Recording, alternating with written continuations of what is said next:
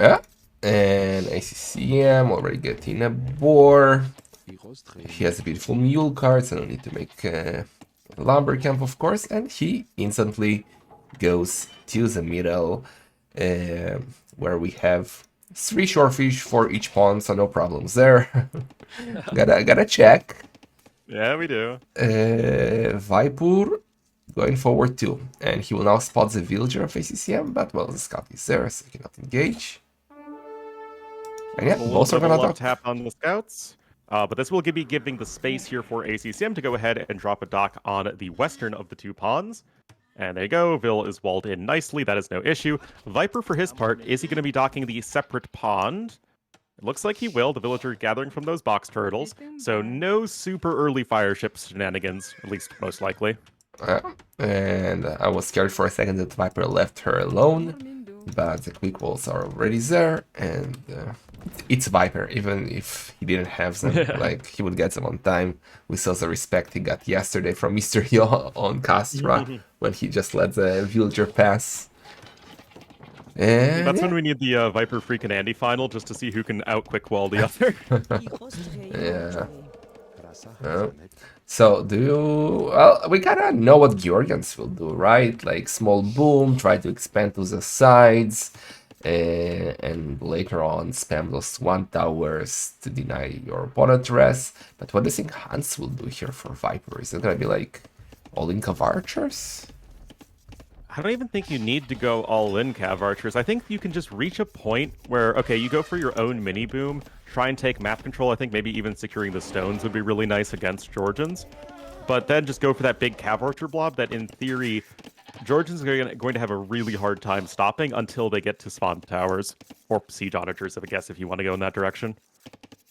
Okay, actually, yeah, I kind of never think about it, but Georgians do get Halbeso, and that's Yep. one of the bigger weaknesses of Hans on Arena, for instance.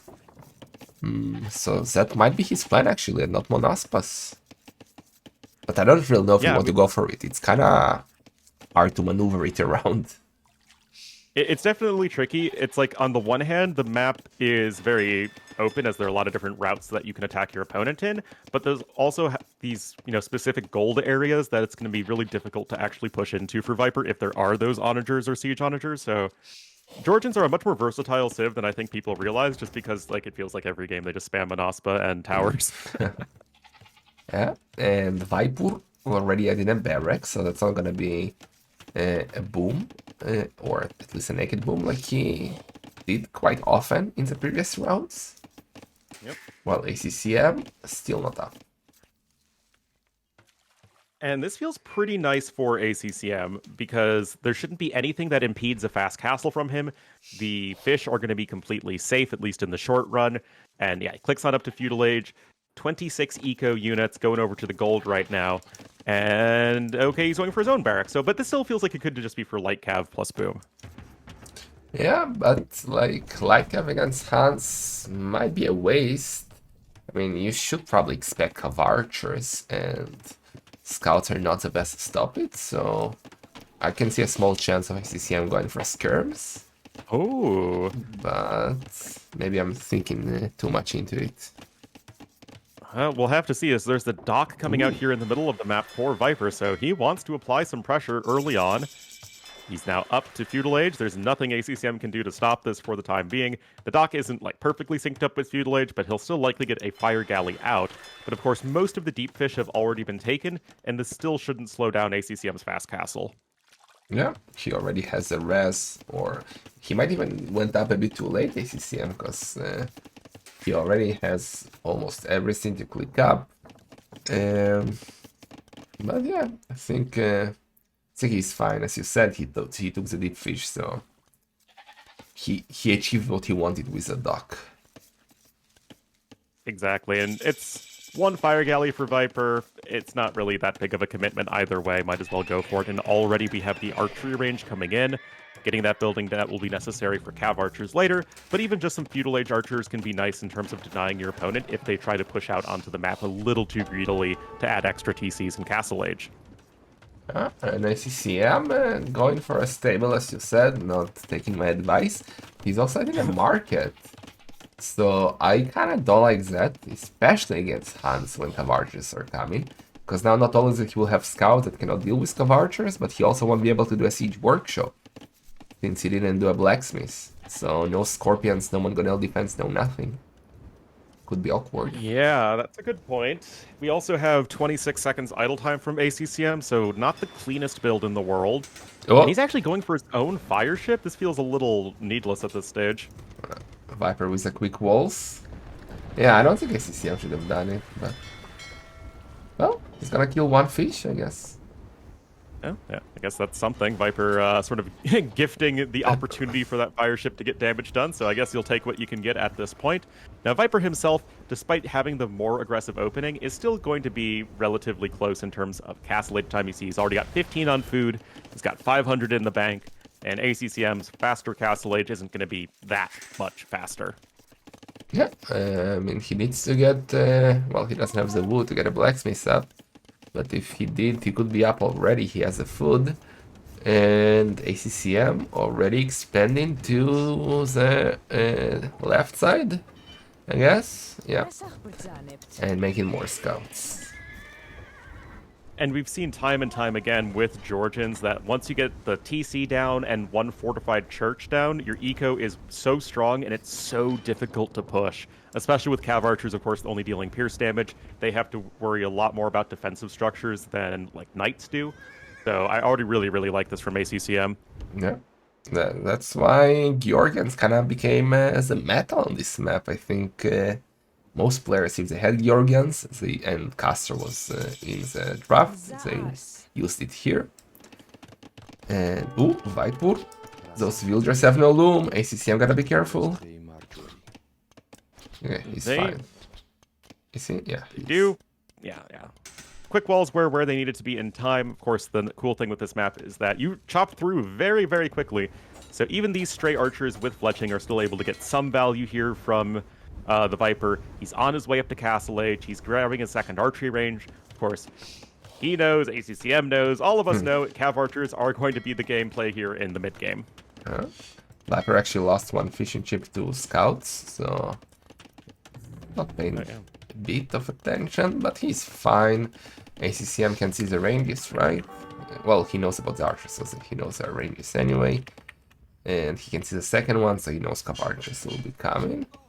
Ooh, and Viper snapping a villager. Ooh, he's trapped. Homie's trapped. Oh no. Okay, only one. Not the end of the world. No, and it's 2 TCs to 1 in favor of ACCM, but Viper, of course, staying in Feudal Age longer is getting nicely ahead in resources, so let's say around 600 to 700 more resources. Fortified Church number 1 coming in for ACCM, however, it will be on gold and wood in a couple farms, so that's going to be a great placement from him. And it looks like, I think both players can be relatively happy with their situation. Yeah, but look at Viper, he's really going all in. Third range, Botkin. I don't know, like, do you add a siege workshop here or push? Or do you go for something crazy known as Zaramaku and you drop a castle, go Festin Cav Archers? I think that's a bit too extreme for a more open map like Astra. Yeah, that feels a little excessive, but Cav Archers with Bodkin can still pick off a lot of villagers if ACCM is not paying attention, so you're sort of putting the pressure on your opponent to actually make that defense happen. And Viper's already been able to snag a couple vills here and there when his opponent wasn't able to do that. Scouts, though, are going to be staying alive for now. Wheelbarrow coming in for Viper as the third TC comes in for ACCM. Yeah. And Viper, I love how he's spreading his Cav Archers. Can deny both golds. If he could put one behind the wood would be great. And ACCM added a church there. So... And this is the combo that's just so tough to push because it gives you, what, 25 garrison space here for your villagers. That it's just going to be so difficult to ever catch stray vills out and about. Cav Archer's only 6 range, so it's not going to be able to shoot from too far away. And it feels like, yes, Viper's got the map control. Yes, he was able to apply some pressure early on, but ACCM is just turtling up now. Yeah, and Viper adding a second TC. I don't really like the TC. not going to the plane with the gold. But maybe it's good because like you expect your opponent to go there and then you try to be annoying like Viper is doing. But if you do it somewhere like in a neutral space, it might be safer, at least at the start. Yeah, and I don't hate the idea of you slowly expand your economy in one direction, so you take a little bit more map control, then you take a little more map control, and you don't spread yourself out too thin. I don't like that TC, though, from Viper. Feels like at least one of your first 3 town centers needs to be on the outside. Didn't we see it yesterday too? That someone ignored it, I forgot who it was already. My brain is not the greatest in remembering games. But in one of the Casper games yesterday, someone didn't go to the site. I don't remember if he won or not. Oh, that's right. Was that Andy? Someone in the chat will know. It was Viper? New casters. But Viper gonna sniper a monk now with a relic. Good catch. Oh yeah, it was a Vietnamese game. Right. Oh, yeah, that was really well done from him. We are not the brightest. No. Clown casters, clown host for the clown tournament. Nice snag though on the monk there from the Viper. 1 relic in for ACCM that was already right by the fortified church. Oops. And now the stone walls are coming in. Yeah, but that villager will not make it home. It catch by Viper. It's already 6 economy units sniped by Viper. I think it was like 2 fishing ships, 4 villagers, or 3-3. Ooh, the monk, what are you doing there? Is there all alone? Dying to 1 cap archer. Come on. Oh, that's awkward. But I will say this for ACCM. Yeah, he's been on the back foot this whole game, but he's caught up and even surpassed Viper in terms of resources. He's got the TCs and the fortified churches all over the place. He has the gold that he needs, and if he can start walling up the side area, it's just going to be so tough for Viper to do anything at all.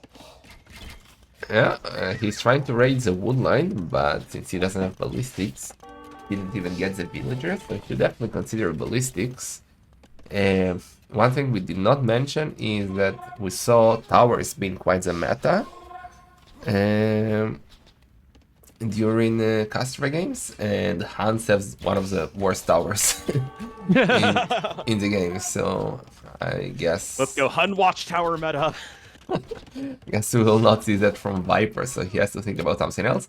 And yeah, his 4th DC is finally a good one on the plane on the right.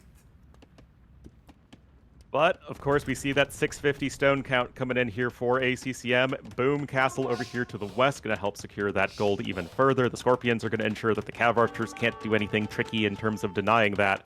And once those Monaspas start rolling... But a knight is coming! Really tough. A knight is coming! Viper! ACCM? There we go! Oh, well, there is a monk. But Viper's gonna lose a villager. Quick ball. Ah! Oh, come on. It's a freaking Step Lancer! Oh, he's walking with the villagers! That's so sick! Oh, my goodness, that was pretty sick. Viper loses nothing except a little bit of villager efficiency there. Gets that TC down. Yes, the Monaspa production has started here for ACCM, but this is why we were thinking Huns might be at least a semi-decent counterpick to Georgians. You already have 24 Cav Archers to help deal with that.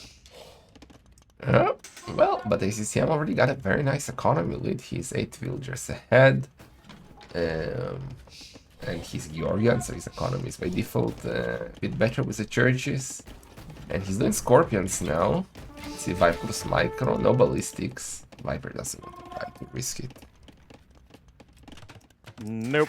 And I can totally understand that. Scorpions are very scary these days. And it's going to be a pretty important tool, I think, to give you sort of some measure of guaranteed damage when your army is mostly melee units versus those Cav Archers, because otherwise Viper's going to shoot and scoot all day. We can rely on him, I think, to have some good micro there. Yeah. He's even doing DC number 5 now, wow.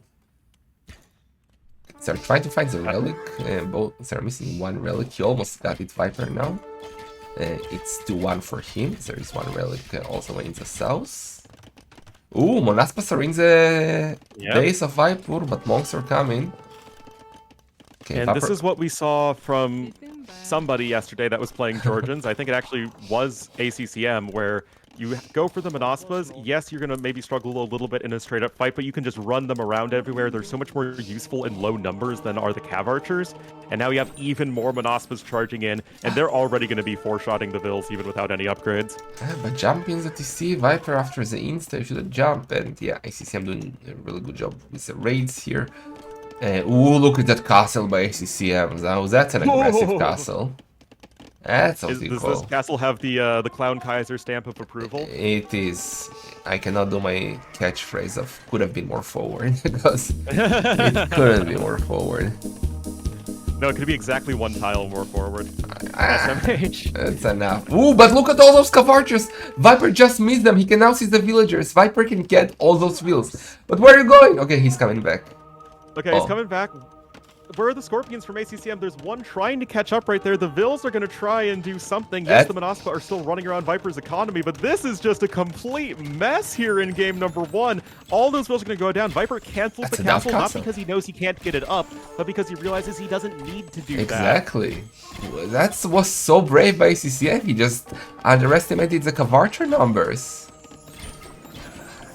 Do that at your own peril. Viper does lose some villagers on the flip side, however, to the Monaspa, so on the one hand, that's obviously not great for ACCM, but on the other hand, it's not... he still is 10 Vils ahead throughout all of this, so it's not the end of the world. Yeah, but this gives Viper some motivation, like, if you try to go for that castle and it gets denied, I don't know, I get mad, I start to panic a bit. So let's hope for ACCM's sake he won't panic. Ballistics now for Viper. It's all about mindset, John Slow. What you do is you just don't expect any of your forward castles to ever work, so you're pleasantly surprised when that actually goes your way. We got some more Monaspa trying to deal with the Cav Archers, but this is where, again, that big CA blob from Viper is just so impactful. He has 33 with 11 more CA on the way. What is that castle by ACCM? That's a very safe castle. It could have been more forward. On the edge of the map. Okay. You know what? I don't hate it, actually, because it prevents the Cav Archers from completely going around your base, and it sort of restricts the channels in which they can move. So it looks a little bit weird, but because you're not walled to the edge of the map completely, I don't completely hate it. Yeah, and also, I mean, you need the castles for the Monaspa spam, because that's what he's going to do. And that castle is never going to go down unless you lose a game. Yeah. So that's If fine. that castle goes down, you've got bigger problems. Yeah. But look at this. Imperial Age on the way for ACCM. Yeah, Viper not too far away from that, but look at his military numbers, like 44, 43 compared to 14 only from ACCM, so I don't know. CM with a lot of gold, he has 40 on gold. This just feels sort of like what happens on this map when you have gold as the most accessible resource over for your Western TCs. That said, Viper himself does click up. Reminder, guys, you do get fully upgraded heavy Scorpions as Georgians, because of course you do. But you also don't get Onager at all as Huns, and no Bombard Cannon, of course. So dealing with a ton of heavy Scorpions is actually not great for Huns. Yeah, well, that's true. I love the stone walls by Viper, but it's still open. There's still one tile. The Clown Cat is trying to escape, so let me set her free.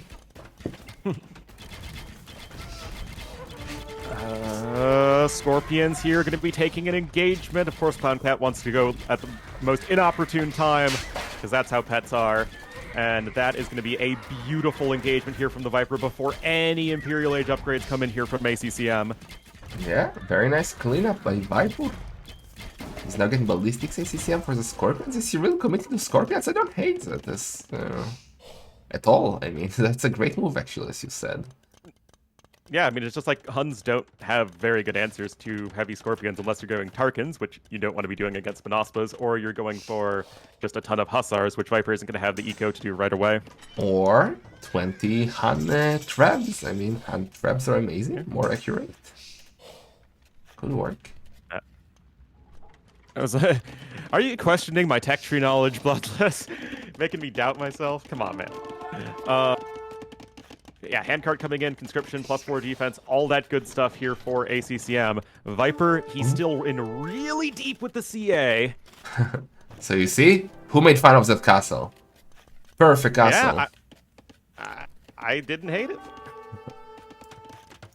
Ooh, numbers he are opens a gate. But he's done another gate and now he's trapped. Oh no, almost. Nope. Oh. It was calculated by Viper. 100% Kappa. Totally. +4 defense about to be in. We still have the CA blob quite far forward.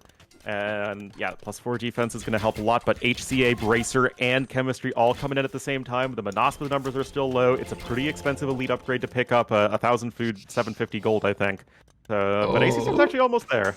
Viper with a quick wall zone denies those Monaspas the entry to the plane, and well, I mean now those Monaspas are kind of trapped, you know? Like Viper can sit on the hill. No, okay, he has to chase them.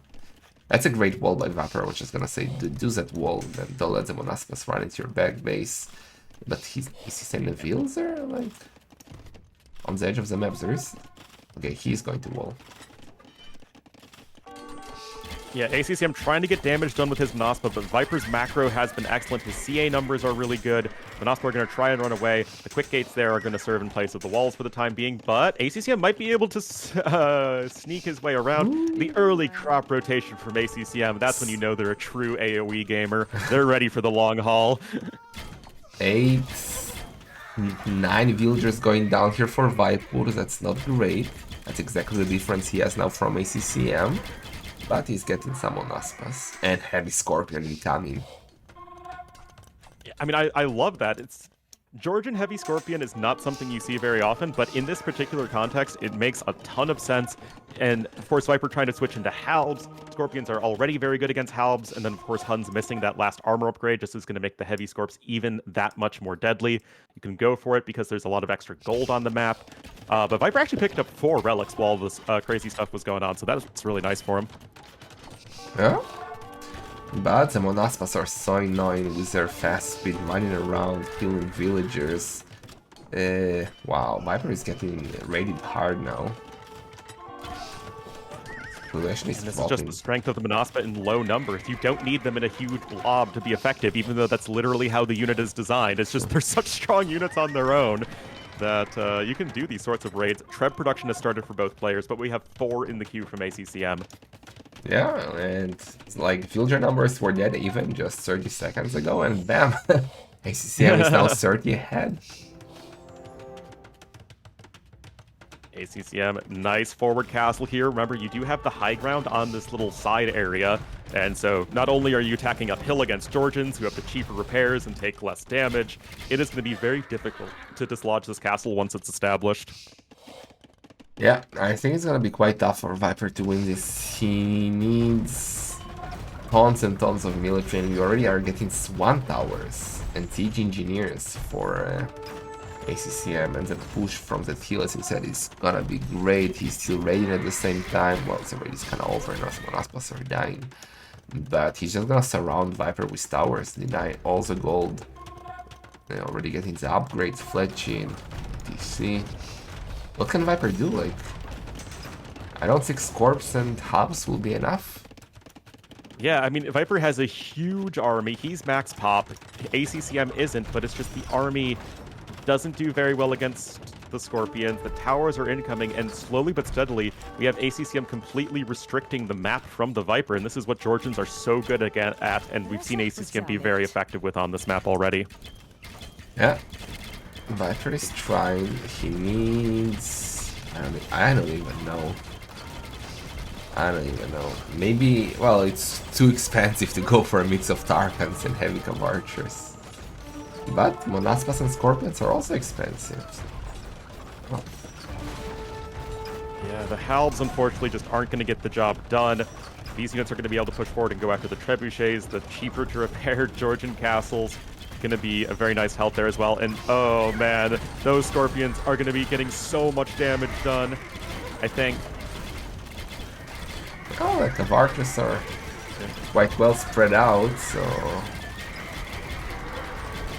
But Viper's gonna lose the castle, it seems. Almost certainly. And the Monaspas are still raiding. Viper also killed a lot of villagers actually. I'm not sure where that happened, but it's 59 to 51. Yeah, he's been at least pretty active with his units on the side of the map, but I mean, the units in the straight-up fight are just going to be struggling so much. You got the 5 trebuchets there with siege engineers. Now, we do have Hussar in for Viper, which is nice, but he still has no cavalry armor upgrades, so they're still not going to be all that effective. You have the spawn towers helping to deny the gold on the side from ACCM, as he is just, again, slowly restricting all of the area in which Viper can even try to operate. Yeah, now he's pushing on that hill, gonna get quite a few villagers here with the scorpions.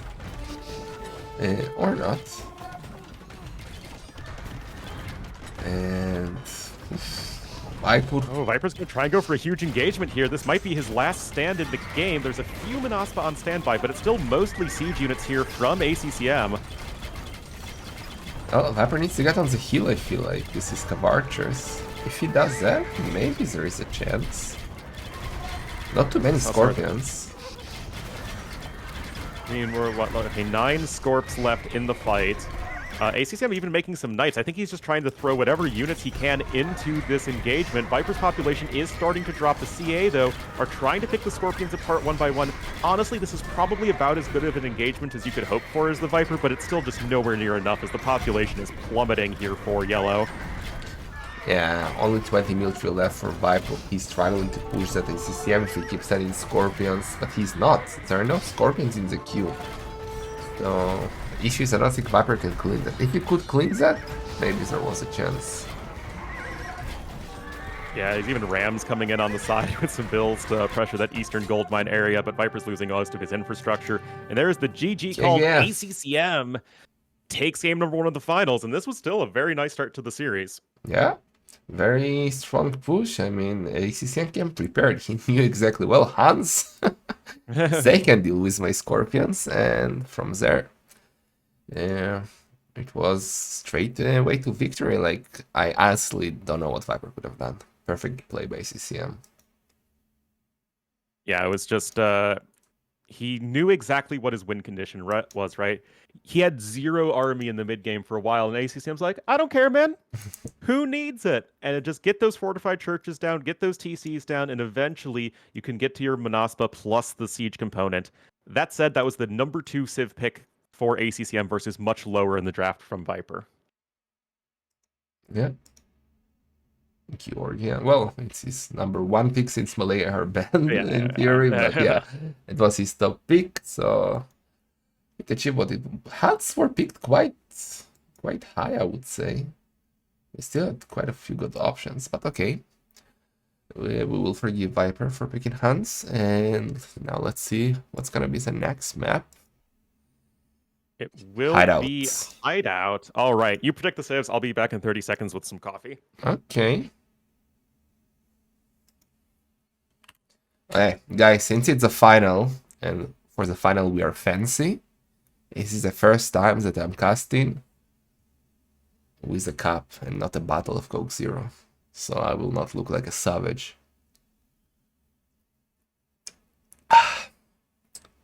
So, let's get ready now for game number 2. It's gonna be Hideout. And no, the mug was for coffee. This is for the Coke Zero. Let's get the sieves for Hideout. I bet on Cumans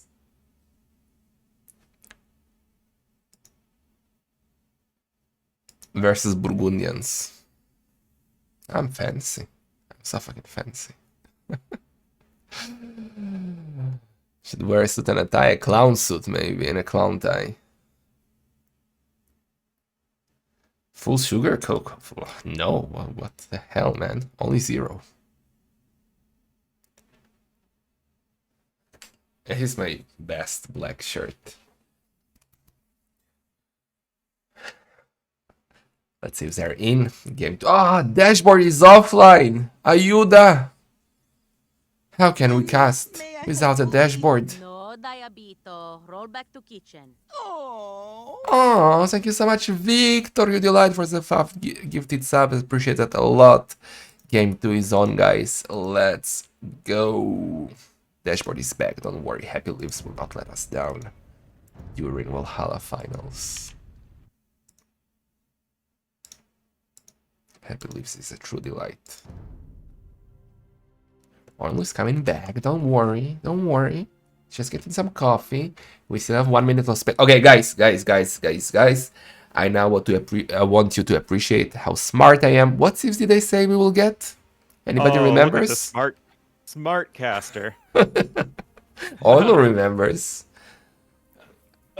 Here we go. Exactly what I said. We got Kumans for Viper, and ACCM is with the Burgundians. This is going to be the battle of the boomy civs, and this could easily be a very long game number 2. Unless ACCM prepared and he knows that one strategy that absolutely destroys the Kuman Feudal boom. Which one's that? Double siege workshop push. Ooh. Also known I as guess you the can do Defo that with push. Burgundian. You absolutely can. You go eco upgrades, you go up quite fast, you leave 3 villagers on food, drop to forward siege workshop, and by the time Viper is booming, trying to get economy up, you just absolutely destroy him with 2 rams and scorpions. It is totally viable, and we'll have to see what the plan is, because we are here on Hideout, guys. Game number 2 in our best of 7 finals. Viper, the yellow Cumans to the west, and to the southeast in the blue as the Burgundians, it is ACCM. A very interesting Civ matchup because both Civs just feel so overbearing economically. So let's see how they're going to approach it. Yeah.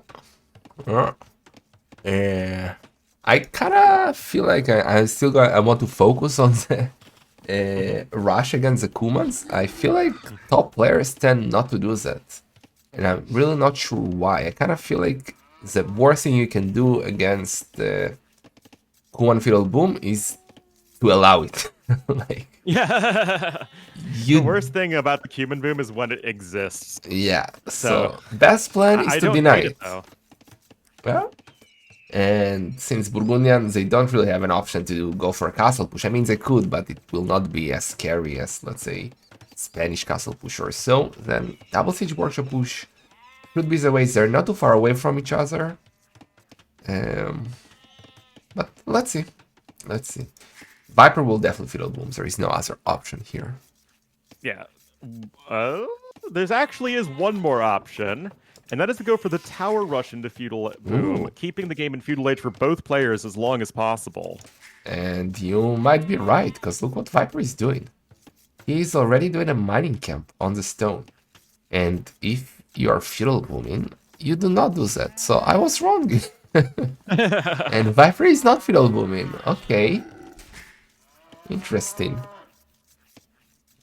Well, I still think he is going to Feudal boom, but just after the tower rush. Okay. We'll see. Now it's going to be, can ACCM get to a fast castle age? Because by all accounts, it looks... Actually, no, he only has 3 on wood. Is he also going to go up fast? No, but he has double BDX and he's standing more on wood, so he's not going to go up fast. Man, if Viper goes for like... Okay, my dream now is to see towers and Feudal Age Siege Workshop and Rams and Feudal Boom behind it. That's a dream. If only, but here come the 5 Amigas.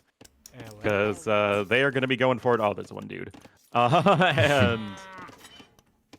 Okay, this is important. Viper scouts that where the wall is, right? Because on Hideout, there's almost always a much shorter distance to your opponent and a much longer distance. You cannot take the long way around with the forward villagers, so good early scouting there from Viper, and indeed, he will recognize that he is going to take the shortest possible path to his opponent's base. Yeah, and fortunately for ACCM, he has his gold and stone at the back, so the trash will not do too much damage. He might just lose the berries. And I think ACCM should be able to deal with it quite easily with this map. Yeah, I think ACCM was able to push 3 of his deer. It's a little bit more tricky with Burgundians because you're spending more food early on than most civs, but he still has plenty of sheep and cows left over, so I don't think he should struggle too much in getting to Castle Age. I think. Yeah, and Viper doing the tower straight on the houses, but also straight on the berries, which is nice. Not denying them fully, but ACCM will have to get rid of them eventually. And notice that Viper didn't do a barracks. He's just gonna use the wood, I guess, to make the TC now once he gets this. Yeah, he's doing the TC already, second TC. So trash while Feudal booming, interesting. Yeah, no, this is something that we've seen actually from ACCM and Tato a lot in bigger tournaments. And I really like the strategy if you can keep your opponent in Feudal Age as well, because obviously there has to be a big reaction from ACCM. He has to be able to sort of sit back and not underinvest into the towers, which it's a very real tower rush. It can kill you if you're not being careful. But you also still need to try and rush up to Castle Age, otherwise humans are going to completely crush you economically. Yeah. Tato is quite known for his Void Feudal. And from there, I guess, ACCM gonna wall more, second layer of Palisade, losing the berries. Do you think we have any chance for a ram? Probably not, right? It's way too expensive to do in Feudal. I mean, 150 wood for a blacksmith, 200 wood for the siege workshop, and another 160 wood for the first battering ram. Yeah, and it's a little expensive. And to add to that, you need to have gold, right, for the ram. So, and to make a mining camp. So, probably unlikely we'll see it, but one can dream. We can always dream here for our wild AoE 2 strategies, as that TC is slowly coming in for Viper, but look at the resources for ACCM. He's not that far away from Castle Age, even though he picked up both Bidaxe and Horse Collar. I like the positioning here of the market to sort of restrict the angles in which Viper can potentially tower after he punches through those palisades. So it feels like so far the defense from ACCM has been appropriate. Not too much, not too little. Yeah, you will now jinx him because he has a villager in the range of the tower, but he fixed it. But he sent one back again. Okay. And Viper, another tower. The tower will not achieve much. Scout is hovering. Scout will see what's going on. You do have the extra movement speed as humans, which is nice. And I don't know what Viper was expecting to see, but there isn't a whole lot to see from ACCM. But Castle Age is coming in, so insofar as you try and prevent your opponent from clicking up to fast castle, Viper did fail in that. Yeah. And as I said, ACCM's map is just too good to get any damage here. The biggest question now is, what is he going to do to cleanse that? I guess he has two options. Option one is to make Siege Workshop and start slowly pushing with one god else. Option two is just ignore it and boom. I kind of feel like he will clean it. I feel like leaving these towers up might be a little too scary. I mean, Viper's still going to be in Feudal Age for a very, very long time. I mean, he has 2 TCs working. He only has 15 bills on food right now. I wouldn't be surprised if ACCM just adds like 1 TC, then Siege Workshop, and then another TC. That feels like it is safe enough, but also getting your eco going to at least try and keep up with humans as best you can. Okay, ACCM actually doing a counter tower here. I guess Viper is quite happy about that, because that means ACCM cannot boom now. He spent his stone on that tower. And I don't think the tower was quite necessary. Like, well, why? What was the Tower of Viper going to achieve if you allowed it? It's still dead up. He denied 1 farm. It's really not the most exciting thing in the world. Now, ACCM does have enough gold that he can buy stone for that second TC and still get his Siege Workshop. But yeah, Viper's going to be very happy about that. The 5 villagers that are stuck in the tower, not doing anything too useful. That's another win here for Viper, who's already 9 bills ahead and picking up Wheelbarrow. Yeah. So I see him doing the Siege Workshop. He's gonna clean if he... Oh, he's now actually... Okay, he just bought stone, despite already having 3 on stone. He could have just waited a bit. But maybe he is already thinking about the third on center. So second TC on the stone, not too bad. Wheelbarrow for Viper. And, well, what now for Viper? Well, we have a barracks on the way for him at home. And I mean, at this point, like, humans, it feels like if they once they transition to mid-game, there's like two plays. There's like the heavy Castle Age super boom into a bunch of cavalry units, or the 2TC Kipchak fast imp. And I kind of like the Kipchak play more against Burgundians. I don't know what you think. I think so, yes, but there is a third option, which is commit to Feudal Age. Like, we have the cheaper stables for Viper. So, exactly. Thanks, Viper, for listening to Mr. Sniper. Do a stable or two, mass the scouts, and when the Mangonels get a bit too forward, just takes them down and keeps the map control, because if he now just tries to boom, he will lose all the control that he gained, and it will be harder to push later on. Very true, and there's a blacksmith coming up at home. This could just be for scout upgrades, or it could be for the siege workshop. It is a possibility. Let's not let all of our hopes and dreams be dashed just yet, as the Mangonel is indeed slowly cleaning up those towers. Yeah, and I like that ACCM is not overcommitting to the cleanup. He got only one Mangonel, not doing more, saving the rest for more economy. It's 11 villagers behind, but yeah, Viper's committing to Feudal Age. I kinda like it. He's getting forging, he's messing the scouts. All we need now is a siege workshop. You're so close, Viper. You can almost do it. You can almost make your memes not be dreams. As indeed, those towers are getting cleaned up by ACCM, who notably has 7 villagers on stone, which I really like, because on the chance that Viper is like up to Castle Age behind this, and is trying to drop a forward castle, you'll at least be relatively well prepared with your own defensive castle pretty soon. I was scared that Viper forgot about those villagers and he was gonna drop the food back at home. He's just gonna do a mining camp. And where is the scout? Oh, okay, he's just scouting the outside. They're scouting. The scouts are living up to their name. They are doing their job, but you have to be careful because you don't want to lose your villagers to some forward units from ACCM, so you need to make sure those scouts can help protect them if possible, as Castle Age has finally been clicked up for Viper. I mean, before 18 minutes, I know it's a 9-vil start, but that's still a pretty good time considering all the aggression. Yeah, and he also cancelled forging. Trying to lure the villager forward. I'm trying to block. I like that. He gets the scout too. Nice. Okay. There from Viper. So he's now got 6 vills on stone. Yeah, and double stables. But allows again by CCM, making sure that Viper cannot just go inside with the scouts. Without the gate, I kind of felt like a few step lancers clean the siege and just drop a castle on ACCM's TC would be great.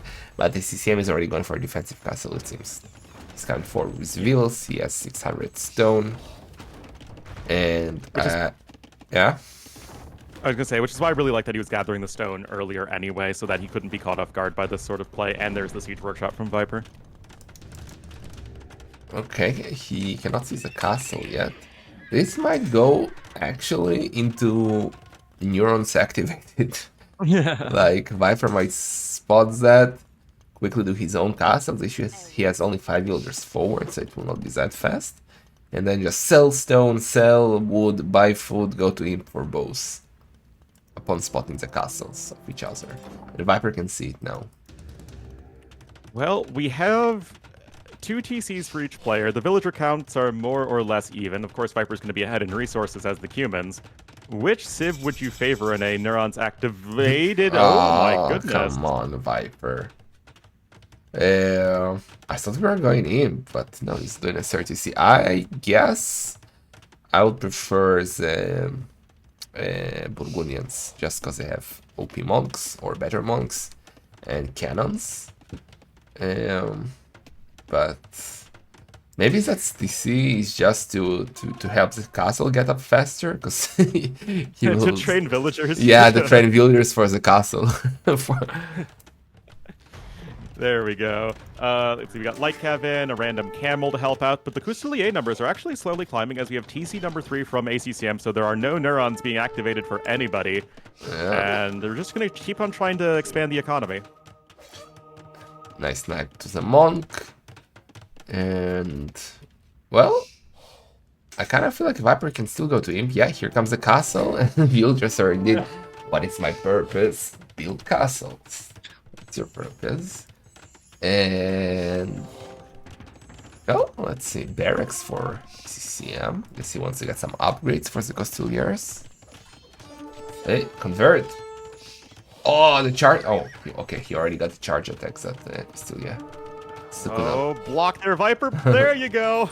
Shield wall. Insta shield. He's still nicely spamming, done right there. He's still spamming light cap. I don't understand why. I really think Imp should be the target now. But okay. Well, I wouldn't hate a Okay, Viper even has the monastery at home to start picking up relics. I love that. You have the map control right now. You don't want to give Burgundians relics for sure. And still just keeping ACCM stuck at home. But yeah, as you're saying, neither player really seems to be prioritizing Imperial Age all that much, as both are just on the 3 TCs and making a few cav units. Yeah, Viper's economy is a bit better. But both are on 3 town centers and booming. And semi-eco upgrades. Just that res collected advantage already for Viper is enormous. Humans are a very fun civilization to play against. I know you're just as much of a fan of facing humans as I am. I hate that civ, both playing with it and against it. Because I always lose with it and I never win against it. The quick walls by Viper. Gotta be careful. The Costiliers are not engaging there. So Viper is still fine. Oh, there's a monk. Ram. There's a monk. Oh, got it. He did indeed. Cost several units though, but Viper can click up to Imperial Age very, very soon. ACCM is much further off, and the issue for him is that his second gold is just outside of his base and kind of within the enemy castle range. So to get extra gold, ACCM is going to need to push out to the eastern portion of the map where there isn't even that much gold anyway. Yeah, but look what ACCM is doing. I don't like it at all. He's massing rams, and he's massing them very far away from Viper's castle. And rams, if they're not Mongols, they're not the fastest unit, so it will be very awkward to get to Viper's castle, and Viper is already imping. So I'm not sure I like this move by ACCM. I don't hate it in general. I do think the Rams are a little far away, but hey, they got that movement speed buff a few patches ago. That's totally fine now. Nice little raid out the side here for Viper, but a bunch of Couturier with maybe 2 castle production, maybe that works out, because I can see that you just don't want to be stuck with a very little gold income in the long run. Viper playing around with his monk, picking the relic. He was waiting for his Costiliers to go away. Now he's patiently waiting. Oh boy. Oh, but the camel, CCM. What? Viper says. Oh, the no. Kipchak! Viper. This Kipchak does not want the bills to work, and it screws it up completely. No! Oh, that's tragic. We have several units coming in here from Viper. So the Couturiers are there to help, though. The castle is almost done. The Rams are going to be here for the follow-up as well. And you're going to have the double Castle Couturier production. Going to secure the main gold. And going to try and ram down Viper's castle. Well, Viper already doing him on Gonel. He's doing his second castle. It's only 3 rams. Okay, 4 is slowly coming from behind. Oh, the quick walls for Viper. If he can somehow get them on Gonel and wall it, so the Costiliers cannot get it, Viper win this. But even without it, the Costiliers, the Kipchaks are actually very good at sniping rams. Yeah, it's that 0 melee damage that the secondary Kipchak arrows deal, interacting with the -3 melee armor of Ram, so they actually just deal a ton of damage to the Ram, so humans, not the best civ to go for that Ram push against us. That's really falling flat from ACCM. Like, just, he wasted so much res for nothing. Told you that Ram push is gonna be awkward, and now Viper is at a great position to come back into this series. He's 4 villagers ahead and he's in Imp, and ACCM has to play all in Castle Age. He's not even close to go up.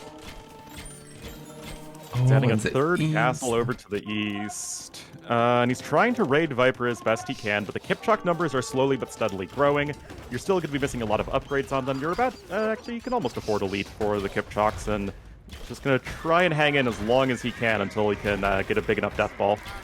Yeah, Costeliers, after the charge attack is done, it's recharged again. They're not the scariest to fight under castles, so as long as Viper doesn't lose at castle, 1 ram, I think he's completely fine. And ACCM losing Costeliers next to Viper base, not paying attention. He does have a small economy lead now, with the villager numbers at least, but I don't see how Viper can lose this game. Picking up ballistics, picking up handcart, chemistry, the trebuchet production has finally started. I know that you guys wanted to see the treb production sooner, but you're actually not really under that much threat from enemy trebs. It's not an actual treb war, so better to have those Kipchaks there to deal with the rams, and then go for the trebs only when you know you're safe. Yeah. Viper now getting chemistry, Townbrink.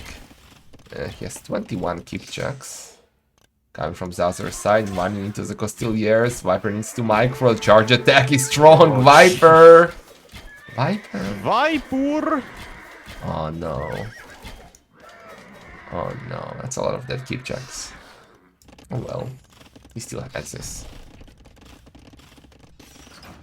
More relevant upgrades coming in for both camels and for Kipchaks. Of course, no heavy camel for humans makes things a little bit awkward, but you're against Castle Age units, so the Castle Age camels are going to be doing just fine. Viper quick falls a treb. But you can't wall it completely because of the TC. Custelier charging in here. It should not go down. Repair is treb. And well, the charge attack. Okay, that prevents that. With so many arrows as well. But all the Costeliers are dead. And Viper gonna repair like crazy. Mangonel is coming from the bottom, but well, not gonna help too much.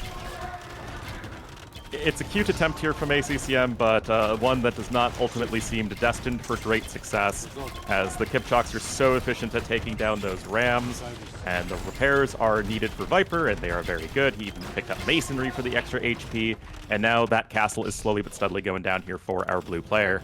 Yeah, I mean, he has only 1 trap Viper. He should probably do 2 more, but he already has a stone for another castle.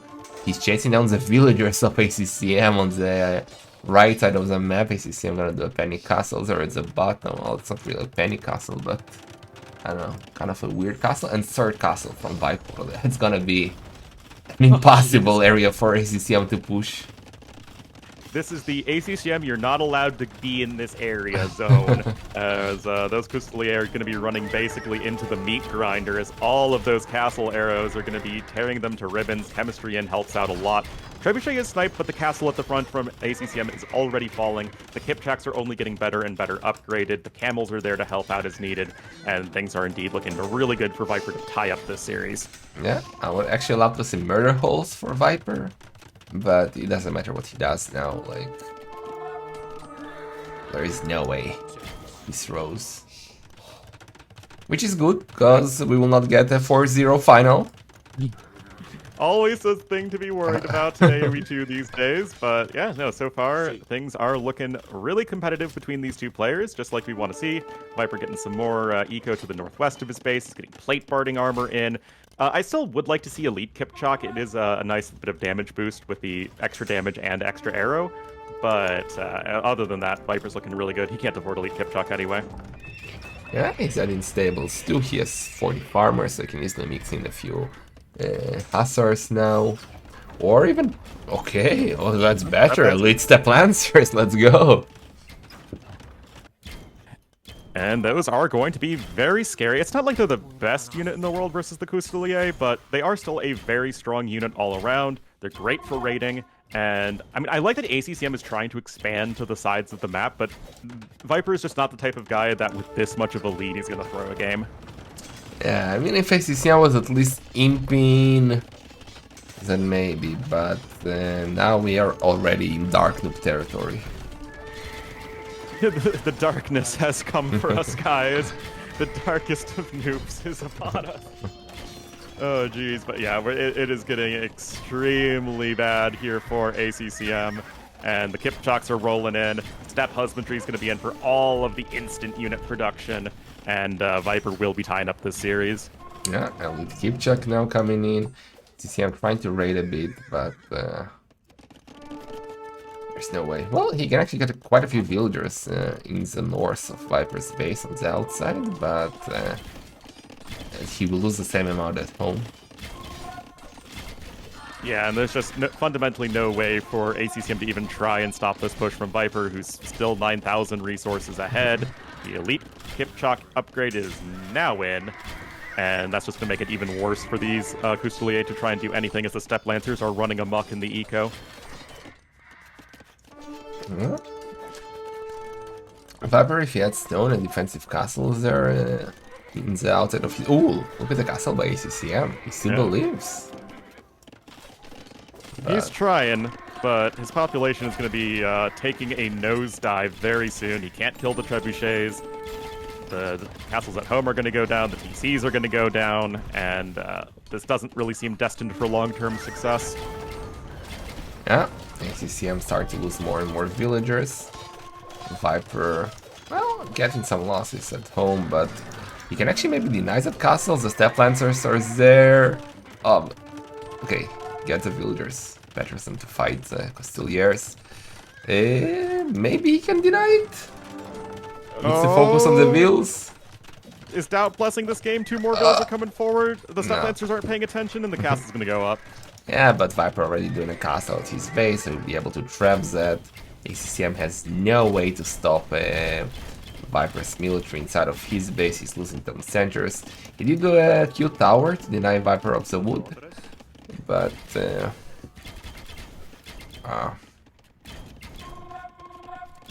Kipchak still running around, and there's the GG called finally. Viper ties up the series game number 1 on his home map. 114 Custelier, 14 Rams. Not exactly enough as Viper with that map control and just never, ever, ever let ACCM get towards his base super far ahead in resources. yeah, well played by Viper. I felt like ACCM did everything right in early Castle Age, but I feel like his choice to go Rams is what cost him the game eventually. Like, if he invested those threats into Imp, maybe into something else, I think he would have been at a better position. Yeah, totally agree. The Ram play against humans is just so tough as the Kipchaks just arrow it down super fast. And the eco for Viper with humans was just a little too good. And that is 2 very high draft picks as well. Yeah. Burgundians at 3, humans at 2. And that was Viper's also #1 home map. So a lot of priority there for both players, and Viper's going to get the win with it.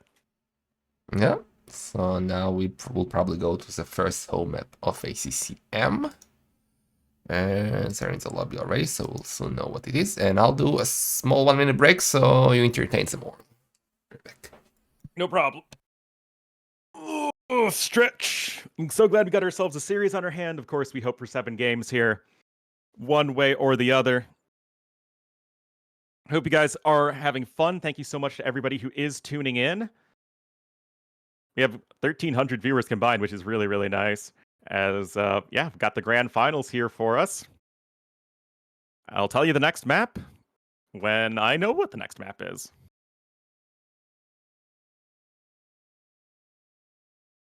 But yeah, it's been a really fun tournament. We still got some great games ahead of us.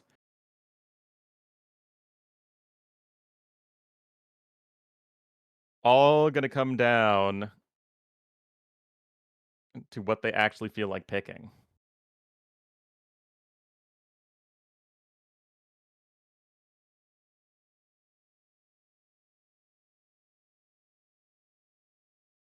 All right. The water theme. Oh, there was a map called Hydration, I remember. I don't remember what the map was like, but there was definitely a tournament map called Hydration.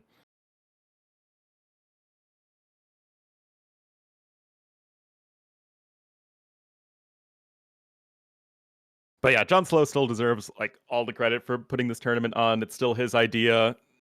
You know, he and his admin team are the ones who really made this tournament work. I'm just here for the ride. I'm just here to cast the event and to shill out the prize money afterwards.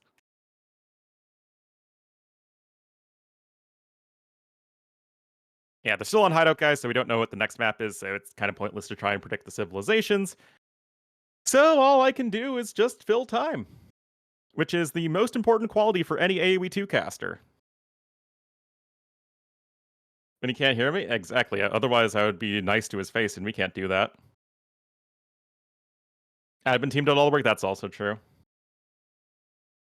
I'm the pretty front man. Exactly. And you'd have to ask Hera why he's not playing in the tournament.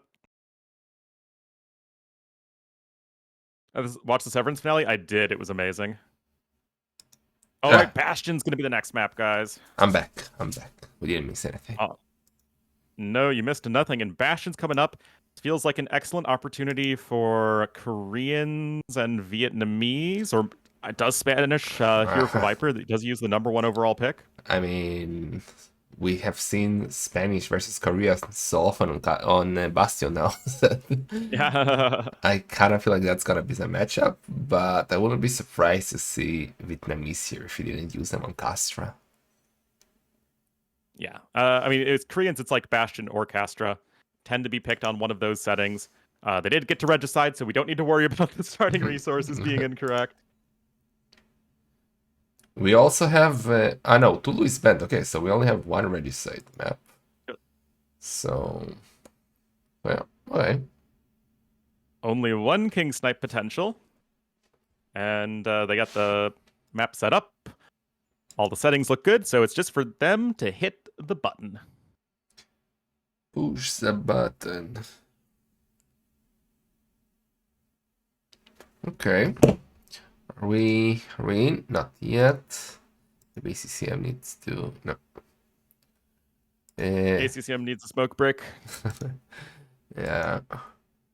Well, this is a good timing to remind everybody that if you enjoyed Wallhalla and you want to play these lovely maps, Silver League signups are open, and the intellectual admins like Martino are gonna run Silver League with small prizes, maybe with different leagues for different levels.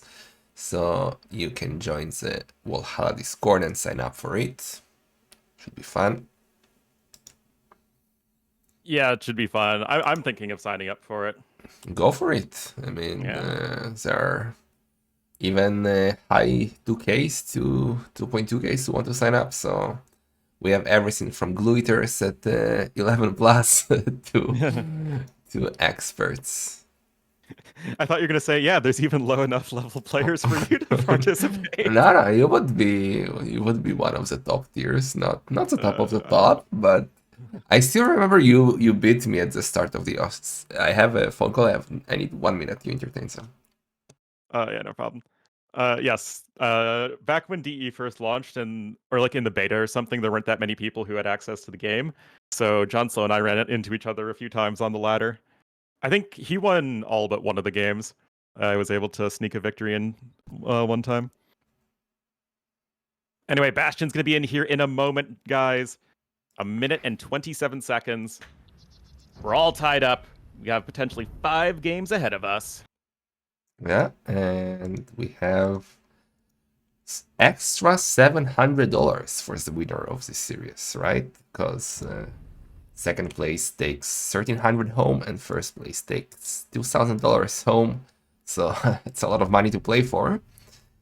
And hey man, I could use $700.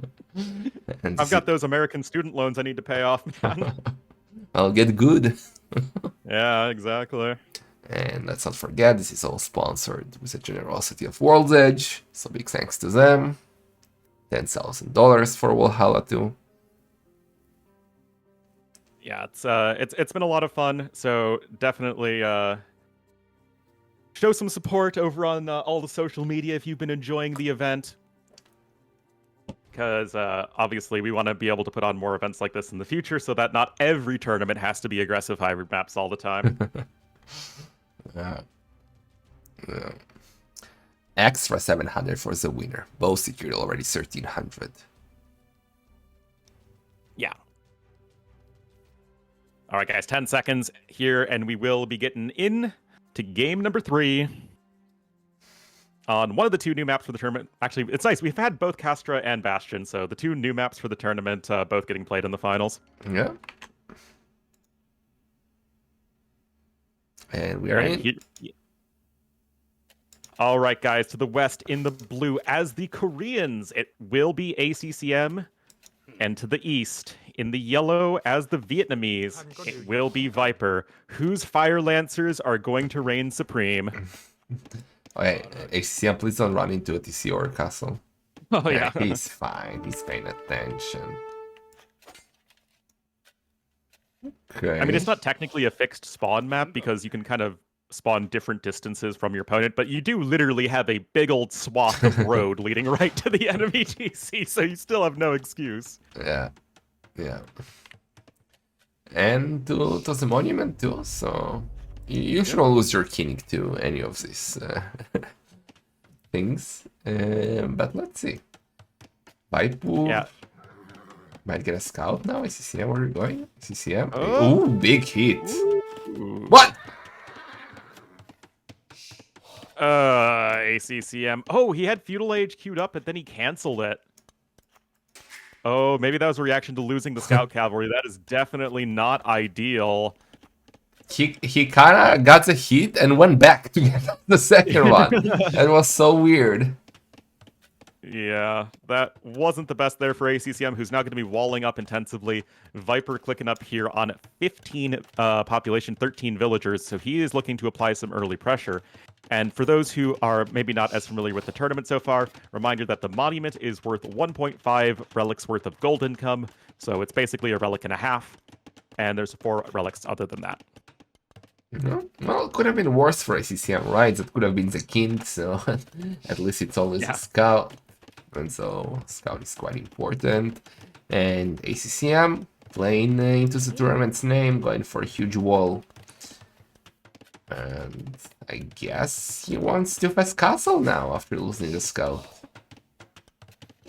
Yeah, it's going to be an interesting dynamic, right? Because oftentimes we see players try and fast castle on this map. I mean, you do have regicide resources, so extra food and wood. You got the 8 farms around your TC. But we also tend to see somebody at least try and go for some feudal pressure. And in this case, that is going to be Viper, who's going to hit Feudal Age with a lot of wood in the bank. Yeah. I wouldn't mind a forward tower by Viper, because he can with 1 tower, and he's already going for that. He can with 1 tower deny 3 farms and golden stone. Now, luckily for ACCM, he does have the forge bushes at the back of his base, which we've seen players really struggle to get to Castle Age if they have those forge bushes denied. So that's going to be at least a little bit of a win there for ACCM, who's actually got a pretty decent map, all things considered, for Bastion, as the kings are frolicking around on the outside. Of course, Viper can be super safe with his king because he knows his opponent has no army. And Viper, where is the tower? No tower yet. ACCM just clicks up. Notably, he did get Loom before clicking up, so that's going to help him a lot in terms of not losing a ton of units right away. He knows Viper's Feudal Age. He knows that, okay, he's probably coming in here with some archers. But now it's going to be down to ACCM to defend. He can go for some towers, of course, as Koreans, once he hits Feudal Age. But for the time being, it's going to just be walls. Yeah. And ACCM making sure he repairs the ones that Viper's attacking, and also it's one behind it. So he's completely fine. He has Loom, he shouldn't worry. No fletching yet for Viper. And Viper not adding the tower? He can see the stone and gold. Yeah, okay, that's exactly the tower I was talking about. There's certainly an argument to be made that you don't need to go for the full-blown tower rush in this situation, but it feels like making at least 1 tower to push your opponent off of some of his farms, push him off of 1 of his golds and stone in his base. It feels totally reasonable. CCM. I mean, he will not try anything crazy. I don't even think he needs to counter tower or so. Just market blacksmith, click up and try to go for those wagons. Like 1 wagon can clean everything Viper has and do damage. So We've seen war wagons be very effective on this map in the past, and if you look at ACCM's resources, he's still a little ways off in terms of food. Having those farms denied a little bit does have an impact, but probably still going to be able to get to Castle Age in relatively short order. Yeah, well, can sell some stone, maybe sell wood, but it will be tough. It will not be a clean fast castle for him. He could have used those 3 farms that Viper is denying. Yeah, it just goes to show how even the one tower actually does make a big difference on this map because your starting food income is so limited compared to regular old standard AoE2 settings, and still a little under 200 food off is ACCM, and the longer that Viper is denying his opponent from the Castle Age, the more likely he's going to be getting ahead in his own economy. Oh, and Viper just gotta be careful. He's just dancing around on the outside with the king. Don't get too close to the castle. You already lost 1 king in a Seal Oasis tournament. Yes. This should be minimized as much as possible, and the Castle Age is on the way here for ACCM, but 27 seconds idle TC time. Obviously not as quick of a fast castle as he'd like. He wasn't able to get double bid axe until at this point, so he's going to have a big timing advantage, but it's not like Viper has done 0 damage. Well, question is, how does Viper react to it? Because he cannot play this, like, open, and I don't see him walling like crazy all of a sudden, so...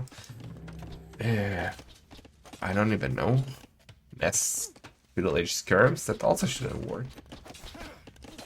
Yeah, because you need elite skirmisher guys to get extra bonus damage against the Cav Archer armor class for war wagons.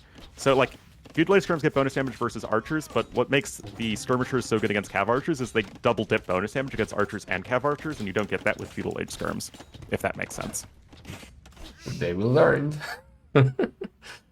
It's important to know the ways of the skirmisher guys in AoE2 if you're going to learn one unit. I actually didn't know that. Yeah, it is very relevant. Okay. So, both kings are outside now scouting, trying to find for any villagers on the outside, but there is nothing there. And Vaipur, I think he already has his eyes set up on Castle Age, but he still needs more gold, needs a market. Oh, he does actually need a market, but it would be nice to have. Yeah, market definitely would help facilitate balancing the eco just a little bit to maybe squeeze out Castle Age faster. And I don't know about you, but if I'm going for a tower rush on this map, I am walling behind it like crazy because I know I'm going to be going slower to Castle Age. So I don't want to die to my opponent's unique unit, whatever that happens to be, because war wagons feel like they are going to be running amok in the eco if Viper isn't careful. Yeah, and he's now trying to wall a bit with a market that I was asking for, and houses. Still open on the right side, at the bottom he's wall. Okay, maybe a bit, no, okay. He just needs to wall on the right side and he's fine, so wagons won't be able to go through. There would still be an on the berries or on the wood if ACCM goes forward, but ACCM, okay, now he's coming. Yeah. Forward archers are going to get picked off by the war wagon, so that's going to be at least something there for ACCM. But the question then is actually going to be back in ACCM's court. Okay, you're in Castle Age, you've got a few war wagons out. Do you want to boom behind it, or are you going to go for your own heavy counterattack? And it looks like the latter is the option. Yeah, I think he needs to commit now, especially when Vietnamese are not known for their monks. So the only option that Viper has against the wagons is probably skirms. But that's where Korean mangonels come in handy. The last gasp of the Korean mangonels. Actually, this might be the last World's Edge sponsored tournament to feature Korean mangonels. Alright, there, and them and Chinese are losing them? Yep.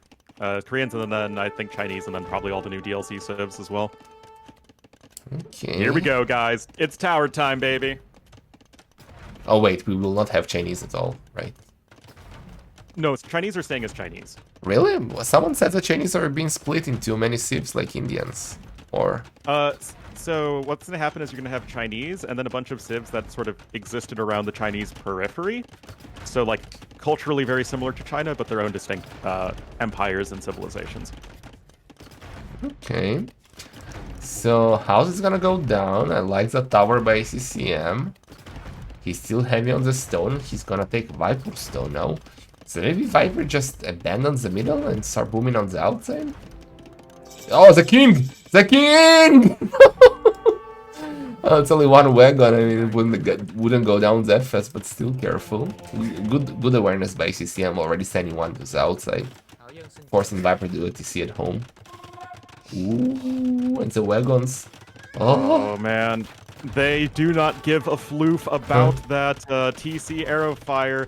5 pierce armor with the free armor upgrades. 2 villagers going down already here for Viper. Might just be like 3 total. But this is already still a hugely inefficient economy for the Snack as ACCM looking really, really nice here in game number 3. Yeah, he definitely has a lead right now. Already got the second TC on the outside ACCM. His military, well, he has military actually. Viper has 1 monk and 1 rattan. ACCM with 7 wagons. And yes, that 1 wagon completely ruined Viper's plan. Now he can expand outside again. He has the support of the monk. And he will just try to boom, but it will be really tough to boom against the wagons. Yeah, they can just run around everywhere. They just don't really care about the arrow fire all that much. That said, Vietnamese do have some of the best skirmishers in the game, but the issue with that is you need... To go for skirmishers effectively, you need a decent eco of your own, as the units can be pretty expensive in mass. And you just don't have that right now with only 5 vills on food for Viper. Insta-zo. And that's good, because every wagon that you convert is gonna be like a tank. You have 2 lures of fire off your opponent's wagons. So I like that a lot. Rattans are there to help out. I mean, Rattans versus War Wagons is an extremely slow and boring fight, but basically I'd say that always is going to favor the defender who can come in with the reinforcements faster. Oh, Viper losing a farm here. 4 wagons are at the bottom. I wouldn't hate double monastery for Viper, actually. Yeah, Vietnamese monks are Let it be known great. that on this stage, Onslow advocated for double monastery. Nah, it's surprising because it's Vietnamese double monasteries. They do not have redemption. And No, I don't disagree, though, because your units are going to really struggle pound for pound in this low eco situation, and the monks are going to be one of the better tools you have against that. yeah, at least till we can mass skirms, or try to mass skirms. But let's see. The king Viper is going to raid a bit now with 4 rattans. He has only fletching. No king in the open. Like sometimes players tend to put the king under the castle, so maybe Viper can try. Why is ACCM like he has villagers idle? Okay, fix it right now.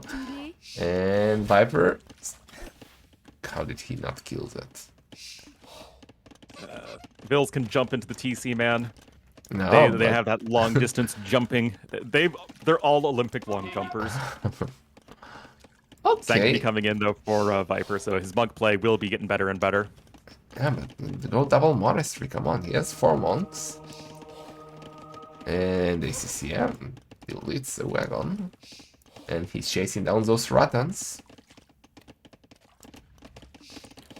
So, interesting situation in which we find ourselves, right? Viper, he went with the forward archers and the tower, ACCM trying to scooch up to Castle Age, ACCM gets the wagons and the eco, and yet, where do we stand right now? Very similar situations economically, both players have similar numbers of army, and yeah, despite all the crazy stuff that's happening, both players should be relatively comfortable in their current position.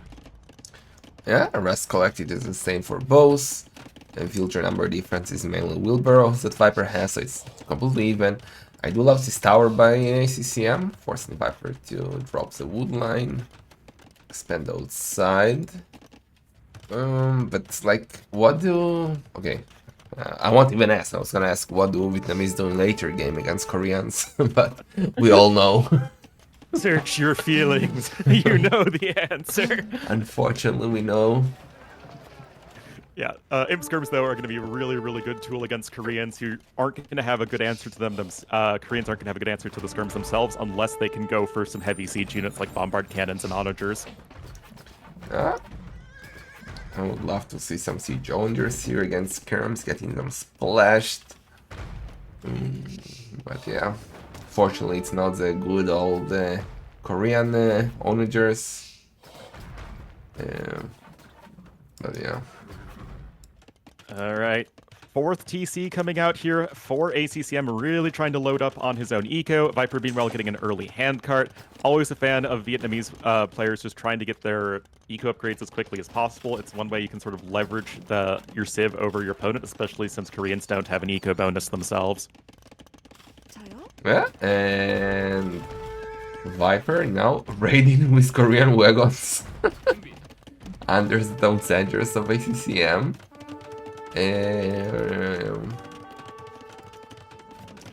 Okay. I never remember how it works. You probably know it, right? So Viper converted the wagons, which by default have +2 armor, but Viper has no armor upgrades. So does he always keep the stats of the converted unit, or do they get reset? Because I do remember Siege onagers switching to mangonels and stuff like that. That is actually a bug that's getting fixed in the next patch, so that was never supposed to be the intention. As a rule, guys, if any stat that the unit can display on its, basic unit card, so HP, attack, speed, all that stuff, is going to be frozen at the moment of conversion. So whatever those stats are for the player that got converted at the time is going to be staying the same. Okay, that makes sense. And ACCM seems to be going now slowly, but directly to Viper's economy in the south to drop a castle. Well, the wagons were able to kill a bunch of villagers of Viper, so now ACCM is going to be getting a big old eco lead, and yet Viper is on his way up to Imp. My concern for him is that he still isn't making that important unit transition, right? You need to get to skirmishers, but you just don't have the resources or infrastructure for that right now. Viper has 22 villagers working! Look at the kill to death ratio. it's not good. 1. Viper killed 1. I don't even know what he killed. The starting scout with the castle. Oh, that's true. That wasn't even him. That was just a castle. The castle automatically firing onto the scout cavalry is Viper's only kill this game. Okay, he killed something. Never mind. He ruined it for us. But Reno. Looks like he killed a war wagon somewhere. But yeah, I mean, Viper is gonna be in trouble now. He's 30 villagers behind. He needs to save the villagers from under the castle. Viper, what are you doing? And this raiding is coming in at the perfect time. Viper only with 40% eco efficiency. It is not at all good or sufficient. Yeah, you're an imp. Happy day. Your castle's been denied over here at the northwest of your base. You can't really afford a single trebuchet at this point. And, I mean, ACCM is basically checkmating Viper here in the corner of his base. Yeah, and ACCM is very close to go up as well. Wagons are still hovering. That monk will not get the insta, I think. Okay, he got the insta, never mind. ACCM still without devotion, which is a bit weird considering all these mobs and how cheap it is. So he should definitely get it, but Viper, I don't know what he can do. He can barely afford trebs now. He is off gold completely. With only 1 treb. Yeah, I mean, it's just, you can see, guys, on the eco graph that it just completely plummeted for Viper as soon as he clicked up to Imperial Age. He's trying to rush up a market, which I think he lost earlier, and now ACCM's on his way up to Imp, so if GG isn't called before then, it would likely be upon ACCM reaching the Imperial Age as Viper loses another TC. Yeah, Viper did not kill a single villager so far in this game, lost 27. And now devotion for ACCM, stream sniper. Viper has only 1 trap, now a second one is coming. Oh yeah, big brain move now by Viper. Ignore everything, ignore the wagons, try to mass 4 traps, couple of ratans, and go for the castle sniper, the king snipe. I feel like that'd be really hard without ballistics, though. I don't know how you could... Oh, that's true. Like, even try and get the kill there. Well, but I agree that a Hail Mary is really all you have left as a chance in this game for Viper, who's so far behind in population. We're looking at 56 kills right now for ACCM. Oh boy. Oh boy. CCM 1 minute away from Castle Age, doing another castle on the edge of the map. Wagons getting converted. Okay. Well, but the economy difference is just so big now. It's like almost 50 villagers. Yeah, that just feels a bit too insurmountable. Viper trying to switch into his own skirmishers, which was the plan in early Imp anyway. The issue is just that he lost his entire eco when he was getting to Imperial Age at that critical timing. And right now, ACCM just littering the map with towers, and that would make any sort of push from Viper take even longer and sort of solidify the eco advantage that ACCM has. Yeah. Viper. Illumination, okay. I really want to see him try King Snipe. Like, he has no other choice. He's so behind. I think he realizes that maybe just by looking at the score. And maybe, just maybe, with the lead skirms incoming, you can see that. He sends the traps forward. He forgot about one. But no, he's gonna take the TC. Every trap is going to be super critical here. And, I mean, ACCM would not be a bad idea for him to just run his king all the way to the furthest town center to the west. I mean, he has to know that the only way he loses this game right now is to a surprise king snipe. Yeah. Should at least drop him to the castle on the edge of the map. Like, will be safer there, I guess. But he doesn't mind. He's not reacting to it just yet. His lead is so big. But he needs to start working on some military. I mean, he has mangonels, but not onagers. Don't give Viper time. Viper's not gonna even, like, come back here with economy because he has only 2 Tom Centuries. It's very hard to catch up with the villagers. And it's like, even if you catch up at villagers, all you're doing at that point is just stopping the increasing discrepancy in economy, right? You're never going to be getting any closer than, you know, what, 12,000 resources behind? And unless you're killing a huge amount of your opponent's vills, which just seems so unlikely given that all he's got are skirmishers. But Viper's trying, man. Unfortunately, he does not have chemistry, so no bombard cannons, so the mangonels are going to be very, very tough to stop. Unless they just run into castles, that's always an option. Well, ACCM already moved the king to the outside castle, so any dream of a king snipe is gone. But Viper now with the Imperial skirmisher, so maybe, just maybe, this OP unit can Where there's somehow... a skirm, there's a way. I mean, they counter everything, right? Indeed they do. Bombard cannons coming in now here for ACCM. That's going to be a very important tool, but remember, skirms are at least going to be dealing 2 damage to the cannons right now, so it's not completely useless. ACCM doing some forward towers, Viper not reacting to that, but well, the traps are coming, chemistry, final armor, still without ballistics though.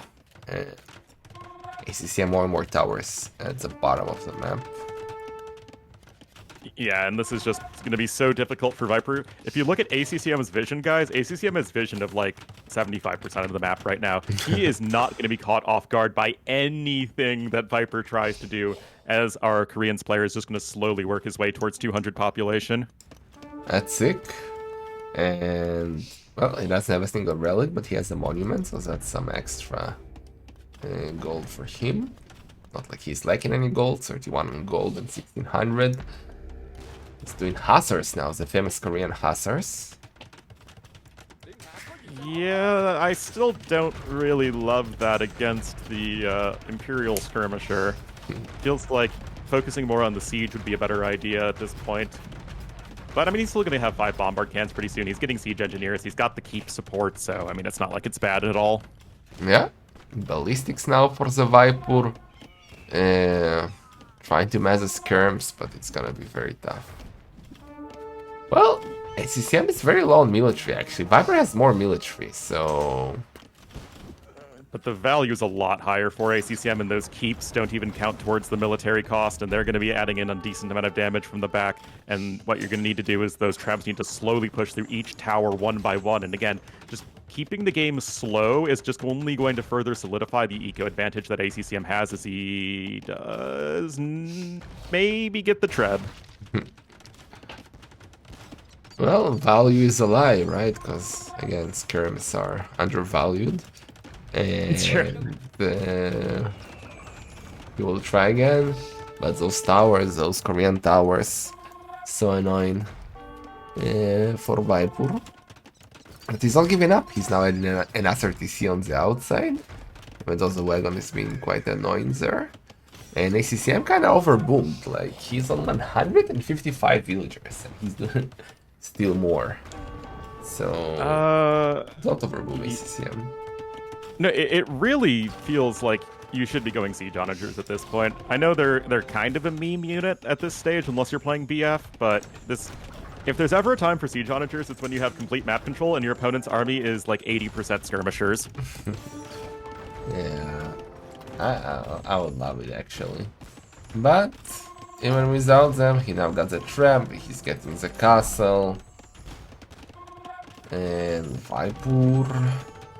Well, he will soon have nothing left in his initial base. He's getting pushed to the outside. Actually gets a cute little snipe of the tower foundation, but now ACCM is at max pop. Beautiful hit there for Viper, though. Damn. And he's gonna snipe that other can. Okay. But the Hussars are coming now. Let's see the Hussars against the Imperial skirms. The worst Hussars against the best skirms. And yeah. The Korean Hussars are too much to handle, Johnson. Too OP. Too OP. The fear itself leads to the GG. Viper was not ready for them. He saw the Korean Hussars charging towards his army and thought, oh no, the most OP unit in AoE 2, there is simply no hope. I don't want to dive to that. Better resign now. but the economy difference is just so huge for ACCM. Like, Viper couldn't do anything eventually. And ACCM takes the lead again. Already a very back and forth series. Really, really good performance there from ACCM. It was just that timing, right? Just going in with those war wagons. Viper was not able to stabilize his eco for Imperial Age, and he just could never, ever catch up at that point. And that is ACCM's home map, but he is going to win it nice and decisively. Yeah, and now we will go for a home map of Viper, unless he wants to use ACCM's home map.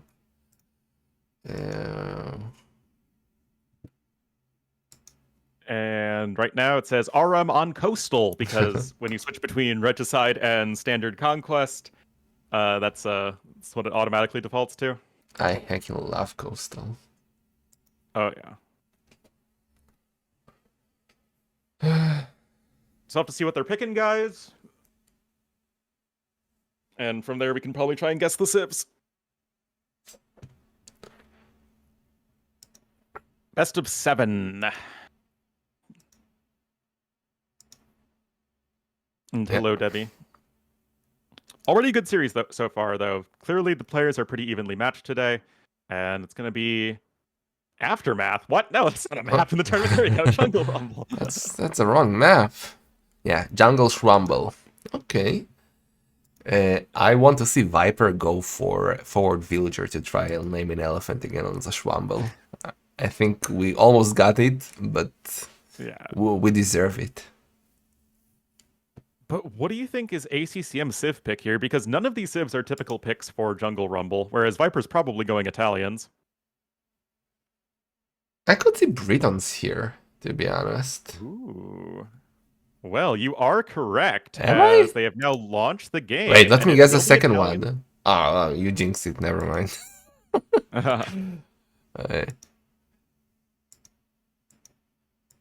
Yeah, Italians then? Yep, Britons versus Italians. Okay. I think the first game ever on Jungle Rumble was with Britons against Mongols. And it was one of the craziest games I've ever seen.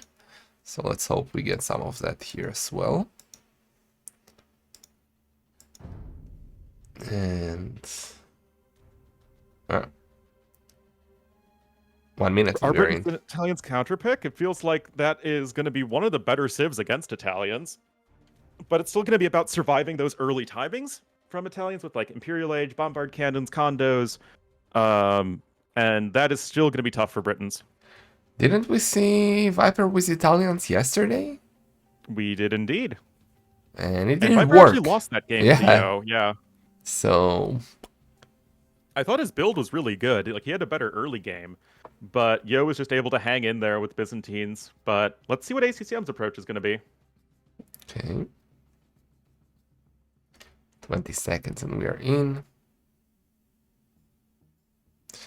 No Byzantines this time to stop them. But Britons are a good civ on many maps.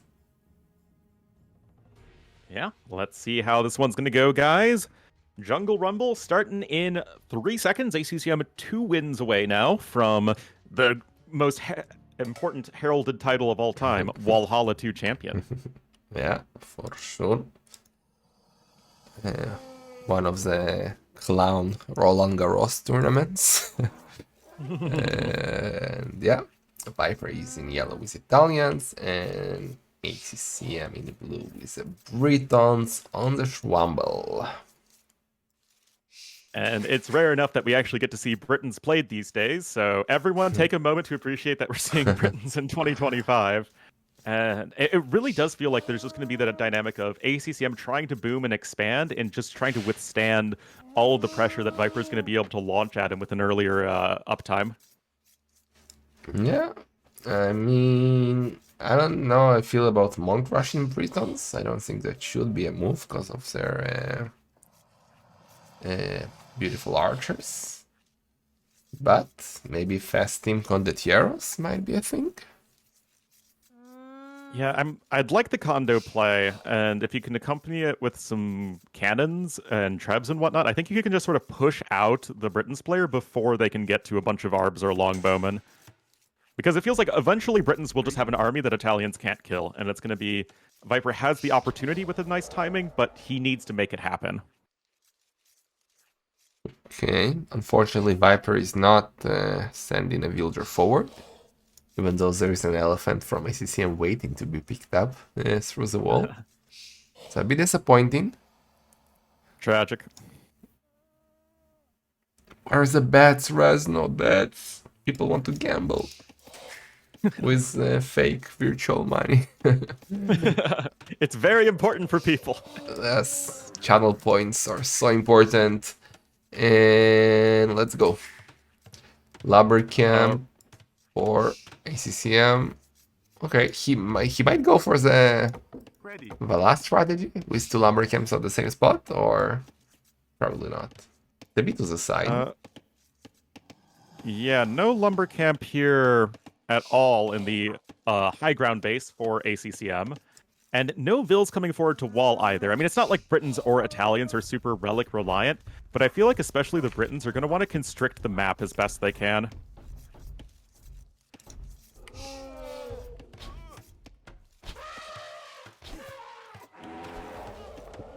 Alright, so we got some houses coming in. Do you think they'll go on wall this time? Oh, Viper's doing his lumbercamp very to the side. But he also... That's weird. Is he like hiding it? Like... Why would you do it so far away? Guys, this is just a longer walking distance from the town center. So it's a little weird, but maybe he wants to chop through here in a safer space to, get to the middle. But yeah, it's still a little weird. Ooh, Viper getting quite a few hits. He didn't notice there is a villager hiding under a ACCM scout. And he has to run away. So ACCM should wall more forward to secure the Texar Relic. Yeah. And like I was saying, I like this a lot from the Britons player. The more they can focus on only one location, the better it's going to be for them. The better you're going to be able to have the map control so you can absorb early pressure from the Italians. And it's just about hanging in there. I mean, it's a pretty similar setup to Byzantines versus Italians on this map, even though Britons and Byzantines are kind of different civs. Yeah. Okay. I'm just curious to see if Viper will go like some sort of fast imp again, or maybe a massive boom. But if he goes for a massive boom, like aren't Britons just a Thatcher in the longer game? Yeah. So maybe Yeah, that's he what I'm has thinking. to It do probably it. has to be for a faster imp. Yeah. Okay. I like the wall by CCM. Also coming on the other side, but he might get a thanks Buzzy moment. He has no loom though, CCM. Heal Oh. advantage. You can go to the high ground, though. I mean, yeah, just go to the high ground and you win that. Okay, but there is another one waiting, so That's true. you gotta be careful. Uh-oh. Oh, the lady doesn't know. Oh, Oh. come on. Does he know? No, he doesn't. Little... Oh, the crocodile! Too late of a reaction. Cheater? Map hacks. Anyway, guys, Feudal Age timings are very similar between the two players. Viper, Oh. a little bit less idle TC time. But ACCM might lose a villager. No. Come on, 1 HP. He's the crocodile whisperer. Beautiful But, mine camp. Yeah, great mining camp on both the gold and the stone. But I was going to say that unlike the Viper versus Yo game, where Viper just had a significantly cleaner early game than Yo, less idle time and more resources collected, this is much more comparable between the two players. Yeah. Yeah. Well, Viper beat... no, he's actually slower with less idle time. And how does... Oh, because he doesn't have loom. Maybe that's the difference. He doesn't have loom. Okay, that confused me a bit. So barracks for Viper. Is he gonna do some sort of an archery range at home? In the base, I mean? I mean, it's not like the Britain's player is going to go for light cav and monks, most likely, so that would be a little bit weird. But ACCM's hitting Feudal Age. He's mining a lot of stone. I mean, so is Viper, but ACCM feels super far away from Castle Age. But Viper is going for the archery range. Okay. Maybe he wants to do a few archers to both deny a potential forward castle and to both support his villagers in a forward castle if he decides to go for one. Or he could go skirmishers to counter the Britain archers. That's always a possibility. No, the archers, I do think that's probably the better play here. Yeah, anything that it could help him with his own forward castle or deny his opponent's forward castle, like you were saying. And Viper's going to be up to Castle Age a fair bit faster anyway, so already I am starting to like his build here. SCCM did notice that Viper is on stone, so he knows something might come, but he has absolutely no means to stop it since he went for market and blacksmith. So he will have to just deal with it, and I'm curious to see if Viper will indeed go forward or not. Now, the question for ACCM is going to be, is he going to realize that Viper is having army? And would ACCM himself try and go forward? Because he already has the stone for a castle, so if he wanted to, he could really try and go forward. And the Scout Cavalry is not going to be able to see far enough into the base of Viper to scout the archery range. Well, he's doing loom, so he might want to do that, but I think it's too risky. Like, when with so much money on the line, I mean, you don't want to take big risks, I guess. Especially since you have the better late game Civ. It feels like doing anything too aggressive or risky plays against the idea that, okay, just sit on your butt with Britons and eventually you should win this matchup. I guess he'll do a castle at home. He's now trying to send a villager to help his scout. Viper doesn't want to play like that. And Wilbur incoming for ACCM. Villager numbers dead even, the rest collected. Slightly better for Viper. But he's not going forward. Yeah, neither player going forward. We still have to commend Viper for his 2TC start play, though. It seems like everyone he's up against, he's at least a little bit more efficient. So, but look what good he's early doing. game execution from him there. Look what he's doing.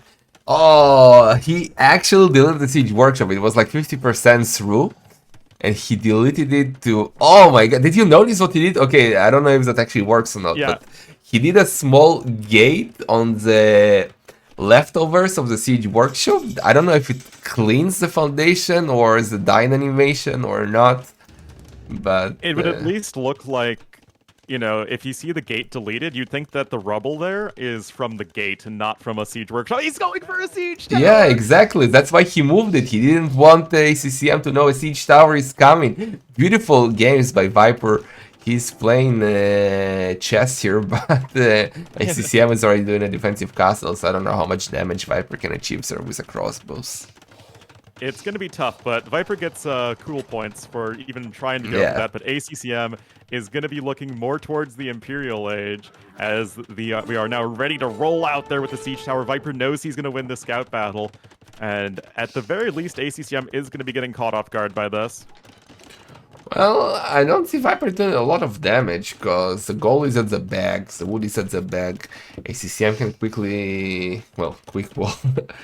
And let's see, it's all about reaction time. That siege tower is so slow. I kind of feel like, well, maybe it will be too OP if even range units will give him a speed buff. But look what ACCM is doing. He's already up.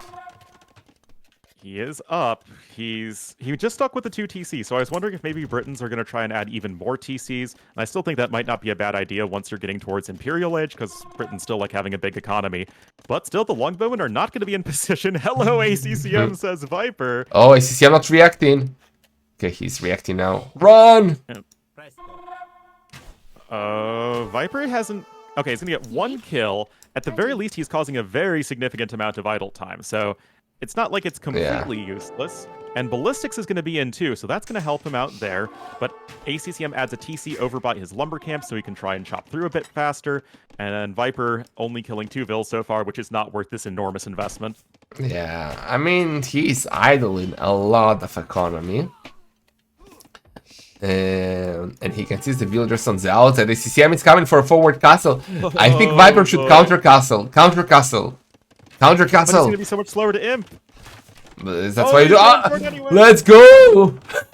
I don't think this is a terrible idea for Viper. There's no way that's gonna work out for him. Yeah, I don't think he should do him on Gonel. He might even not get the castle up. You know, this might be a GG. Yeah. I hyped him for nothing. You shouldn't have listened to me, Viper. Viper himself does click up, but he's obviously gonna be like 2.5 minutes slower. Oh no. Oh jeez. It will go up, but... Yeah, not after a lot of vills are dying more than he's gotten on the kills. On the other side, he's going to run into the castle with his own crossbowman. Oh! Don't attack the castle with crossbowman! Okay, but ACCM is now in imp, and Viper is in trouble. He needs to do rams and petards, like he needs to take the castle down, but the ram is going to the wrong direction. Yeah, he's messing petards, okay. He needs to kill that castle, that's his only choice. And he needs to kill it before he loses his. Viper is well ahead economically. And the ram is going to be there to help out. Of course, longbowmen are not Kipchucks. They don't shred through rams at all well. And you know what? The castle already has bodkin and ballistics for Viper. He's making his skirm switch happen. And because the castles are close together, petards are actually a viable option, whereas if Viper built the castle more passively, then it could just be trebbed down by ACCM. Yeah, he needs to delete some wall because his rams are blocking each other. And I would love him to send like 2 villagers to stand behind the ram and repair it. Yeah. Okay, nicely done there from Viper, but I mean, castle's gonna go down. Nothing you can really do to save it for the time being. You're gonna rush the villagers forward, but they're still gonna be in range of the castle. Oh, Mangonel's out though. Oh, but it's still in range, yeah. Gonel is GG out. Oh. Castle still stands. Well, ACCM's losing vills though, guys. I mean, it's not like Viper is not even close to imp. He's gonna be there in 25 seconds. The rams are down, but ACCM is losing so many villagers. And castle is down, and it's only 1 trap. Viper can now repair it. Stop doing petards, repair it. Okay. Okay. I mean, we got a game here. We sure do. Yeah, I guess we shouldn't be doubting Viper's castle here. I thought it wasn't going to work out at all, but I said counter castle. I don't know about you. I instantly said counter castle. Hey, you had much more faith than I do, and I am happy to be wrong because it means we have ourselves a game. Skirms are coming out here. They're not the most well upgraded though, but it's still going to be very difficult to produce longbowmen from only one castle. Yeah, that's a problem. And Viper is petard. Well, he has one goal and needs to explode. And well, but where is he going? Okay. Okay, there you go. Okay, one ram is still there. The skirms are OP as we know, but they need some armor upgrades. And I want chemistry now for Viper. Some cannons would be great here. Oh, Mangonel is out. That tower is probably going to be saved as the ram can't stay alive all that much longer. But the big difference here is that Viper, despite only being on 2 TCs, still has the better eco. His macro's been quite solid. I guess he's slightly ahead in eco upgrades. He still has the siege tower alive. Oh, one way to nullify the extra range of the longbowman, you just scooch forward with the siege tower. Well, Viper already has traps of his own. He's getting chemistry, so he'll be able to do cannons, but I still think he needs to repair that castle. We got 2 traps now from ACCM. Yeah, Viper is out of stone in the far east of the map. There is the 5 tiles to the south. Remember, though, guys, that this map has very little stone on it. Just 5 tiles in each of the 4 corners. So, losing castles is not something that you can easily replace. Both players are grabbing chemistry, but of course, Italians have great gunpowder, and Britons have none. Yeah, and Viper giving up on that castle. He says, I won't be able to repair it anyway.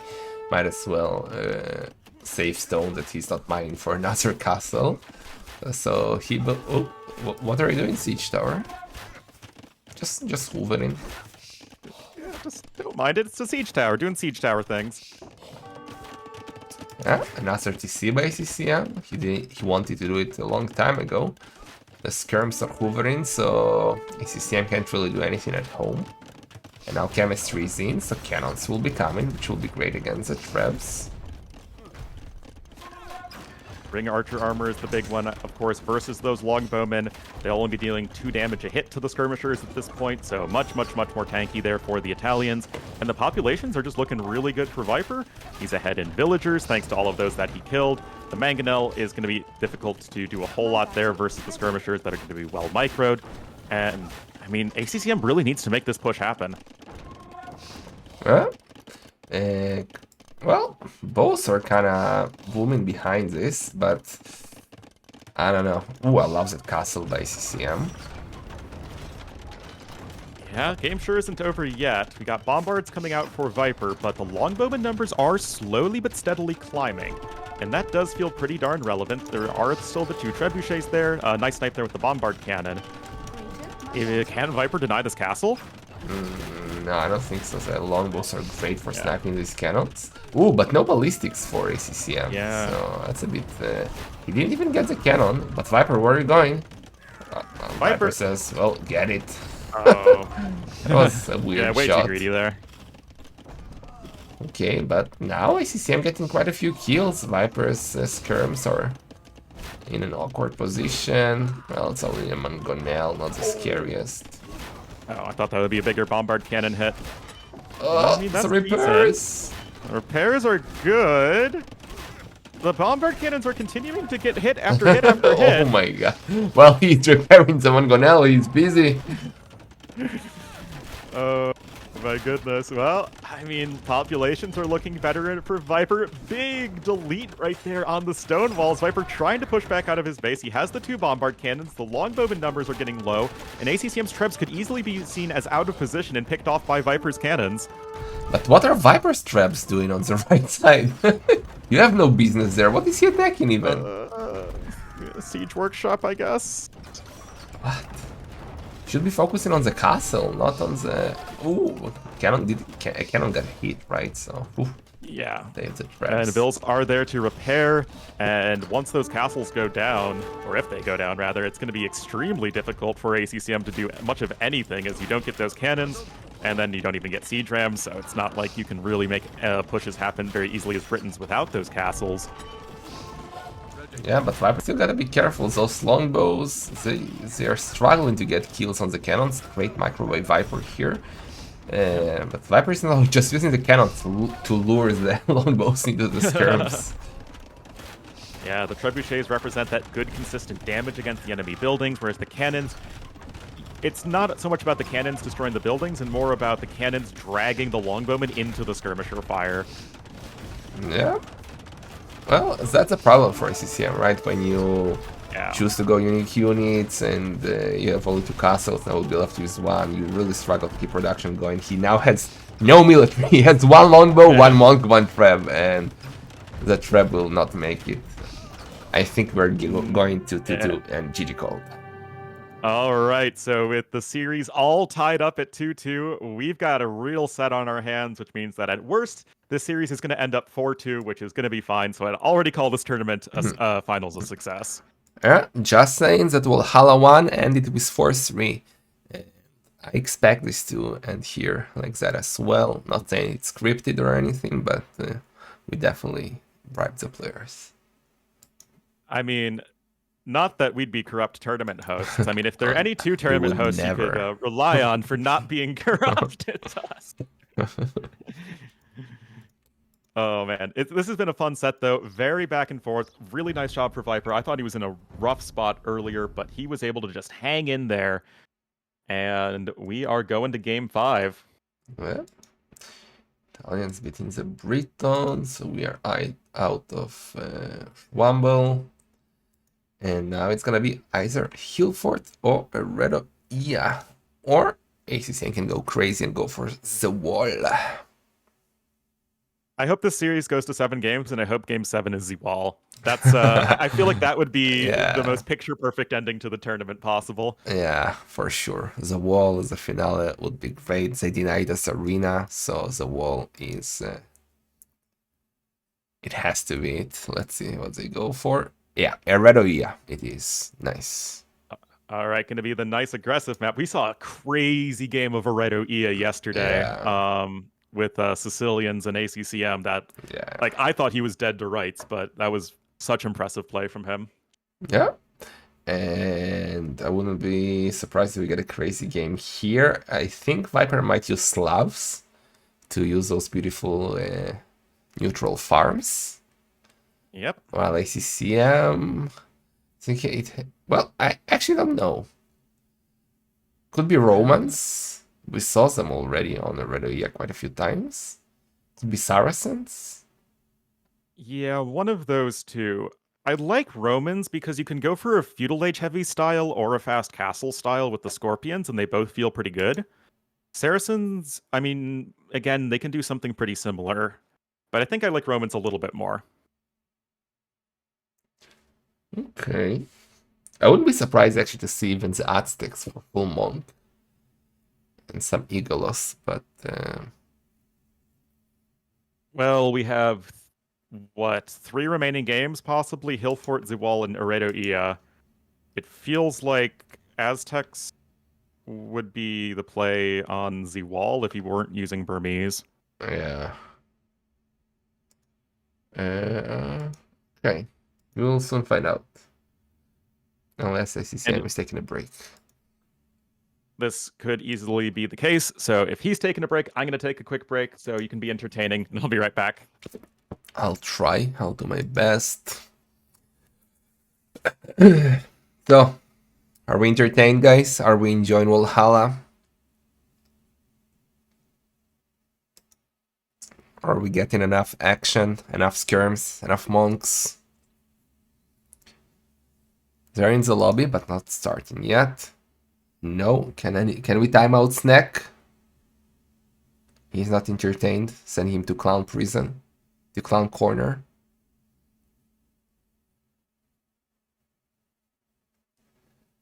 Ah, you want me to do the 10 ad setting? For you, anything PGM? I'm happy you're entertained, guys. We hacking love Wallhalla, we love close maps, and we love our finalists, right? I'm very happy with this final. Like, I think I'm happy with any players to sign up. any player who got to the higher rounds, I think all of them are delights. Yeah, but Viper and ACCM, two of my favorite players for sure. So always happy to see them in the final. Didn't dress up as a skirmisher. Yeah, I do have my clown wig somewhere, but not for today, no. And we are in, guys, so hopefully Ormino will be back soon. Probably have some spec delay, so he will have time to rejoin us. Yeah, don't forget to sign up for the Silver Relic, guys, to make Ovoin happy. We do need Ovoin happy. And, well, we did get the Romans. But Viper not using the Slavs, guys. Viper is going to use Teutons on Eredoia, which for me doesn't make a lot of sense, since there is no stone. All right. Thanks for that. And are we in game? Almost. Yeah, and did you see the Civs? I just did. Interesting here from Viper. Gonna go with the Teutons. For me, it makes no sense. Because, like, it's an aggressive map. In an aggressive map, you probably want towers. But there is no stone. Yeah. So... Oh, don't worry. You have the cheaper farms for the ones that you get to take for free. Yeah. Weird. Kind of weird. I don't know what Viper's thought process here was. Yeah, especially with Zwal left, I would have liked Teutons there. But Yeah. you have Poles. Actually, play what is you playing Slavs then? I guess you can go Teutons here, Spanish on Hillfort, Poles on Zwal, and that's a pretty good setup. But I would have rather just seen Slav, Spanish, Poles. Yeah, makes sense. Kind of weird. Well, if he will win, we will get him to an interview and ask him. But ACCM also wants to win, so let's see. We are in. Indeed we are, guys. Eredoia going to be our next map. ACCM in the blue as the Romans here to the southeast, and pretty darn close by in the yellow as the Teutons. It will be the Viper. Forward boars for him. Let's be a little bit careful of that. Kind of unfortunate, but remember Cito suffering for that. From that, and Poor he guy, said... that was such a sad game. Yeah. Just got wrecked. So let's hope Viper is aware of the fact that he might lose his boar, so... he's there, he's fine, he already got one. ACCM also got one.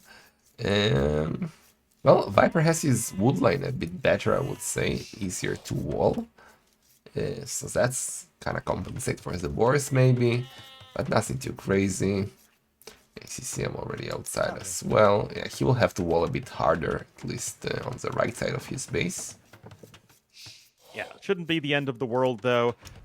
Now, we could think of Teutons as an anti-Romans pick in the sense that if you get to Castle Age, the monk play for Teutons being a lot better than Romans. Salve.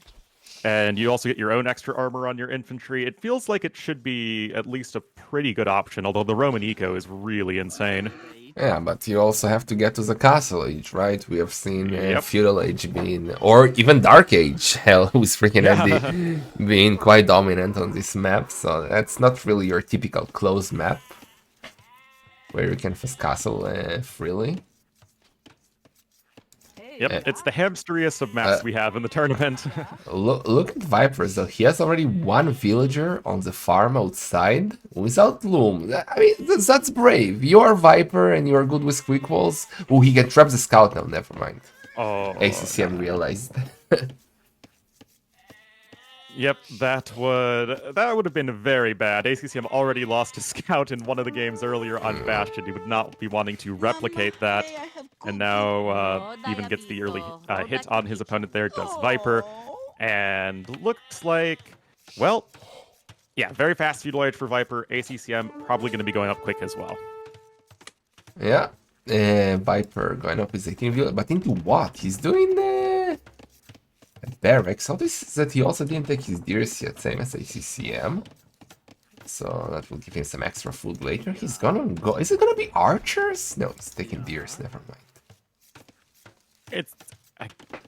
Scouts feel pretty bad on this map because Yeah. You don't need to go to the outside for farms very quickly.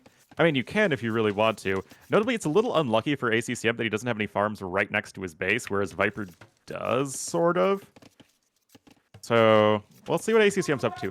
Now, 21 pop is a really interesting number. I don't know what you think, John Slow, because that feels like you can, if you really want to, sell the farm and go for Castle Age.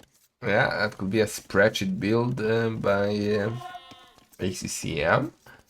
But I'm okay. Viper. Ooh, 6 villagers forward. Okay, he is going for 1 tower crush. And actually, he can seize a gold, so that's great. His tower could be. Oh, he doesn't seize the berries. He could have done the perfect tower between the gold and the berries. But even if he just denies the gold, I think Viper will be happy with it. Because look at ACCM, he has no safe gold besides it. He has one on the right, which is outside, and he has one on the left, which is kind of far away from him. So that might leave him without gold income, which will be really bad. Honestly, a nice little build here for Viper. He's going to have the 6 vills, which would ensure he wins any sort of tower war, keeping his opponent off of the gold. And we'll just have to see what is ACCM's counter plan, as Men-at-Arm upgrade is in. But unfortunately for ACCM, as Viper spotted with the gold, there is no back gold for our blue player. Quick walls need to be on point, and they are, and those Men-at-Arms are at least not getting any more direct damage done yet. I was curious like where Viper was going. It's obvious there's nowhere to go. But okay, he realized on time, and he's doing an archery range, and he's on gold already. So it's gonna be Men-at-Arms and Archers for Viper, gonna play aggressive. And ACCM seems like Castle Age is what he wants. Usually with Romans, you want Castle Age to probably go for Scorpions. But then again, as you mentioned, like the Teuton Monks could be just perfect against that. To be fair, I think that the Slav monks would be even better with their extra armor, but... Well, Teutons is going to be the stronger tower rush civ. Of course, guys, remember, no stone to mine on this map, so Viper cannot add any more towers without buying stone at the market, and of course, you're not Saracens, you're not going to be able to afford a market so early on. So Viper going to have to send his vills to work here on these far-flung farms. Yeah, that's nice, getting some extra food for free, why not? Taking already 8 farms like that, so that's beautiful. And already, yeah, you actually don't need to add the farms at all early on if you have map control. And there we go, Castle Age coming in. So it's really just going to be, can you get to Castle Age 1?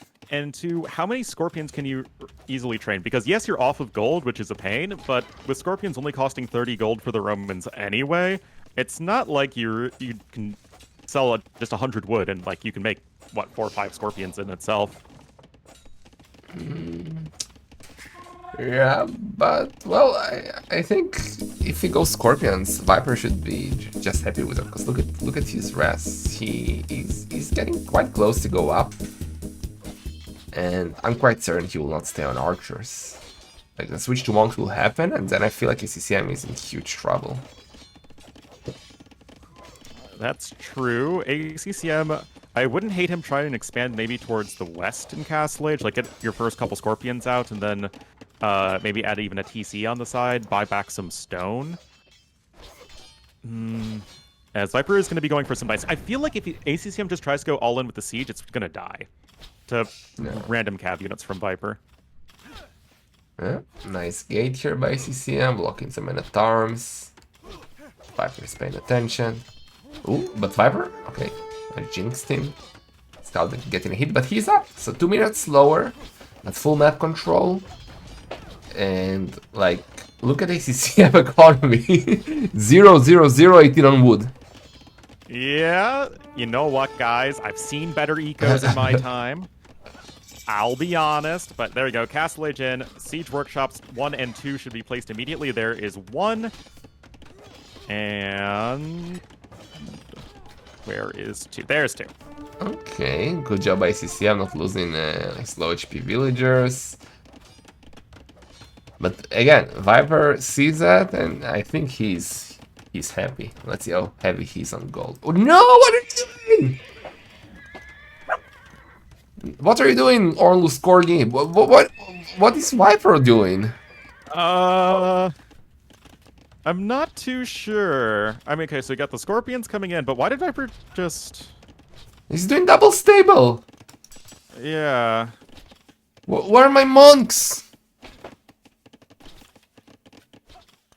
I honestly like this more, though, as much as it pains me to admit it. What?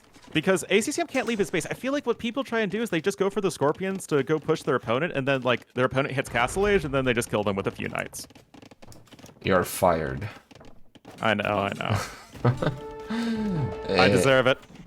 Viper... I don't know. It will probably work, but it will not be as fancy. ACCM trying to expand to push on the tower. He needs his gold back. Well... I don't know. If Viper loses his game, it will be because of this. But I don't see him anyway. No, this is still looking extremely good here for the Viper. He is nicely ahead in the resources. Those archers are a little bit stuck, which is unfortunate, but as more Scorpions come out, we have the Knights coming in for Viper, and it's going to be so tough to ever try and leave your base, which is why I actually think ACCM needs to try and add a TC. Okay, but the Knights are coming. Only bloodlines, but I guess it's enough. Yeah, okay. Who am I to doubt you, Viper? Yeah, it's already looking so good, and he can easily pull back the injured Knights.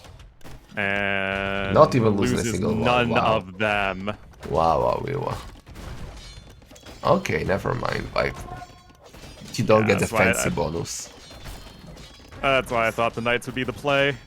As ACCM is losing so much here, his eco is in shambles. And there is simply nothing to counter those Knights. Well, ACCM is still trying. His economy...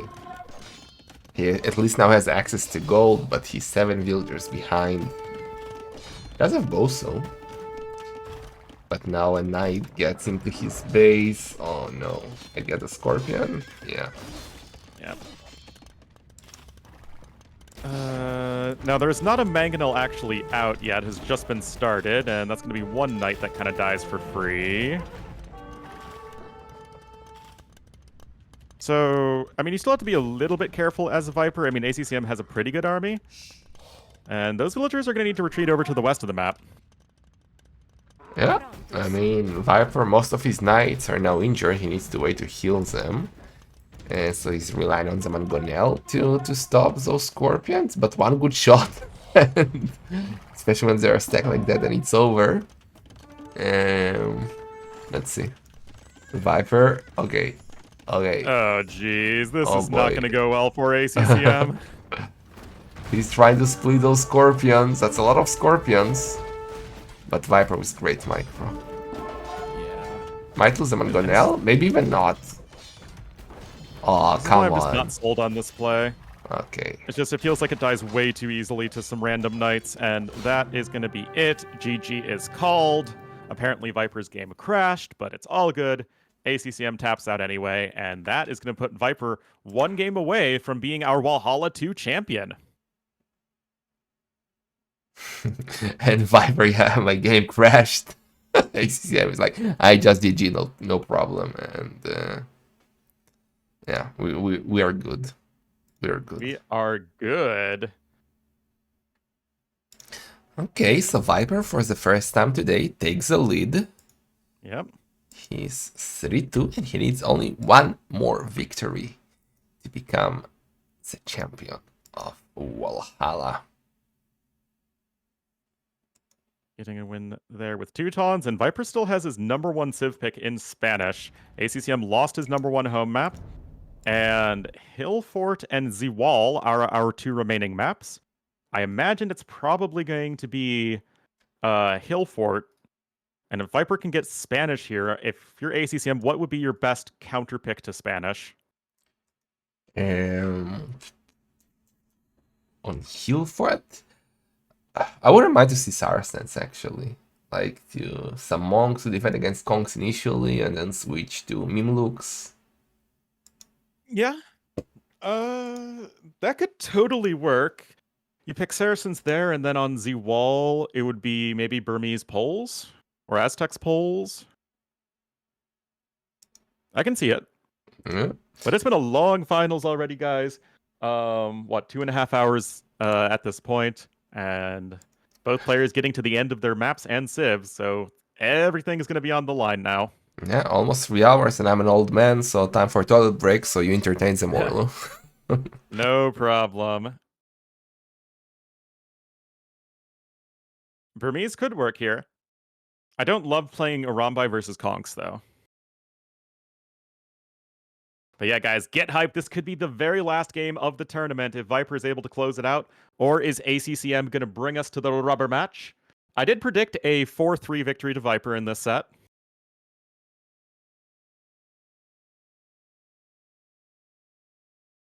That's okay. John Slow has to cover for me. Problem tumbleweeds. Well, entertaining people isn't really my strong suit, I'm afraid. They still haven't selected the next map yet. So they're still on Laredo Ia, so I'm imagining the next map is going to be Hillfort, where Viper is, I think, going to go for the kill like he did with the Yo set, where he can use his #1 civ pick Spanish and maybe feel comfortable with the Conquistadors on that map versus... I like John Slow's Saracen's pick a lot, but I still think that it's much more straightforward to play Spanish here than it is Saracens. Anyway, Hillfort is the map that has been selected, guys. Oh man, is this going to be the end here of Wallhalla?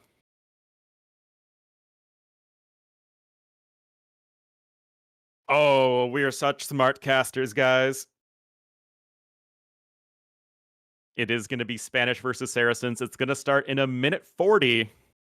Is Viper going to win his first tournament since... his first individual tournament since TTL2? I'm back. Very good. We are correct with the Civ picks. Sick And- casters. Let's see how Hillfort's going to go. I know I'm rooting for ACCM in this game so we can get to a game 7 on the wall, because that would just be the picture-perfect ending. I would love it, especially with the civs that we have remaining, right? Potentially Yeah, it'll be- Aztecs or Burmese versus Poles or Slavs. Could be sick. Yeah, that'd So be fun. I'm not saying that I'm cheering for ACCM, but I'm definitely cheering for ACCM in this game. I really don't care who wins the actual tournament. I mean, I Yeah, love both for Viper sure. and ACCM as both as players and as people. But I mean, I will always root for whoever is behind until we get to that game 7. Yeah. After game 7, may the best clown win. After game 6. But No, only after game 7. After the tournament is over, I only want to see the best player win. All right, 30 seconds, guys. I see many people are joining the Wallhalla Discord for the Silver League, guys, so don't forget to sign up if you want. Gonna be fun. Might get Orlu. Mike Gedorn, are you signing up? Depends on the price pool. Oh. No, it should just be some fun stuff, and really looking forward to it, guys. It's going to be a really fun month ahead of us, I think, in AoE 2. So let's get into this. We still have at least one more game, and it will be on Hillfort with Viper in the yellow as the Spanish to the northwest, and to the southeast in the blue as the Saracens. It will be ACCM. Yeah, Hillfort gave us quite a few entertaining games, and I'm sure we'll get to see some conquistadors, and they're always fun. To play with, not to play against. They're not very fun at all to play against. Especially with devotion. Nothing feels like to counter them now. And I'm just curious to see what ACCM will do here. He might actually need to go like Feudal Age, maybe? What do you think about that? Like the Saracen archers who get through buildings faster, maybe. I think that would be a totally legit play, and I think, yeah, utilizing those Saracen archers might make Viper feel a bit uncomfortable with a pure fast castle. At the same time, if we see FC Mamelukes to counter the FC Conquistadors, because it's not like the Mamelukes really needed any upgrades either to be effective. I mean, Mamelukes are pretty darn good right now, now that they get the extra HP in Castle Age. I mean, we have only seen Mimluks in Wallhalla on Bastion, Yeah. where you start with a castle. I don't think it's usually a strategy you aim for, but let's see. He's already going on gold, ACCM. So that might suggest we'll get the early Men-at-Arms archers. Yeah, I do think that if you're looking at the best way to disrupt the Spanish player from getting to conquistadors, that's going to be the way to do it. And I think in general, recognizing that Spanish want to get to their powerful unique unit and then just saying, I'm going to do whatever I can to not let you do what you want feels like a pretty good choice, especially because just sort of going for, like, autopiloting your best strategy with Spanish is better than most civs. So just don't let that happen. Yeah, and Viper's map, like his stone, seems to be perfect. In case the CCM rushes, so I think his map is quite nice. For CCM it's a bit worse, but well, Viper is still gonna rush him, I think, so he's fine. Well, we'll have to see. The first lumber camp is forward, though.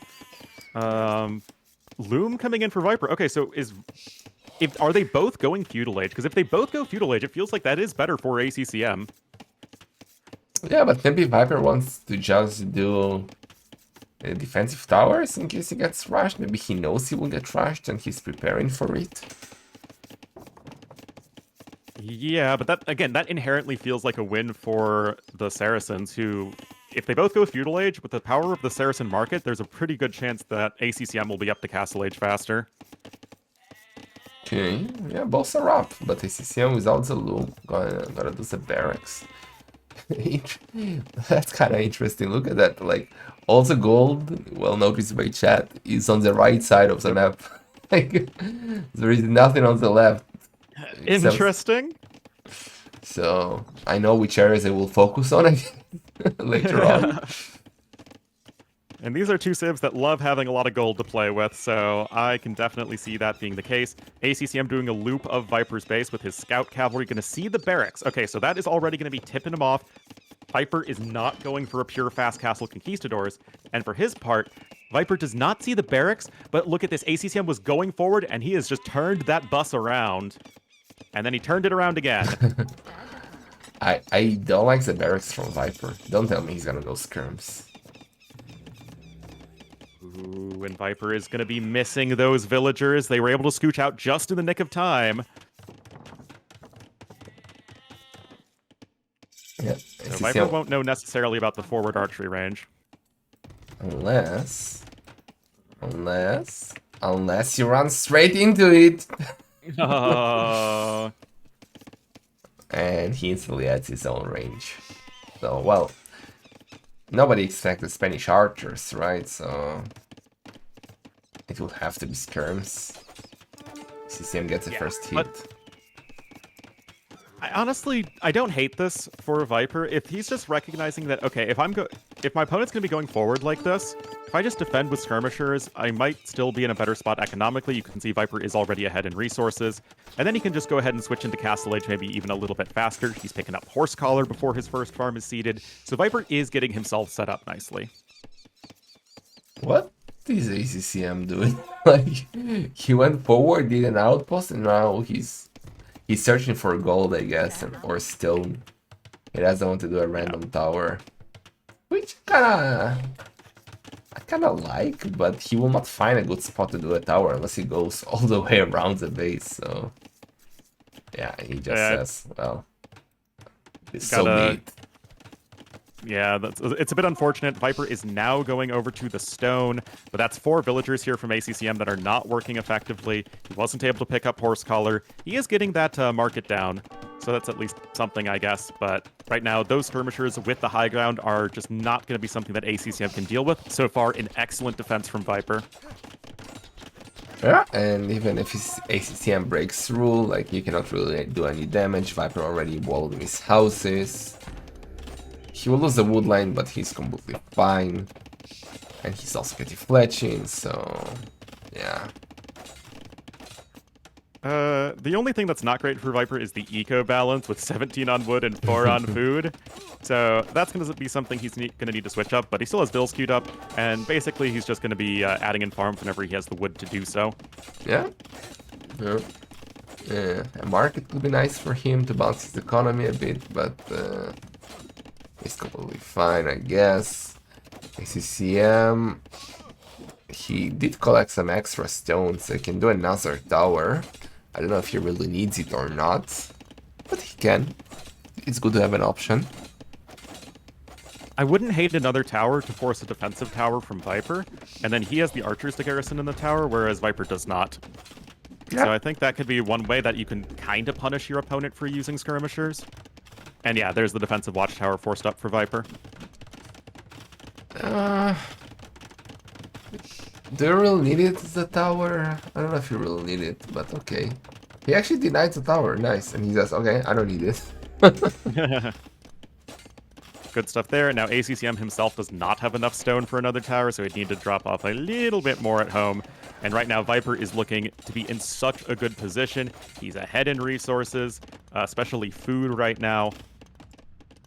And Viper with the better castle age time and conquistadors is one way he's going to be able to close out this tournament.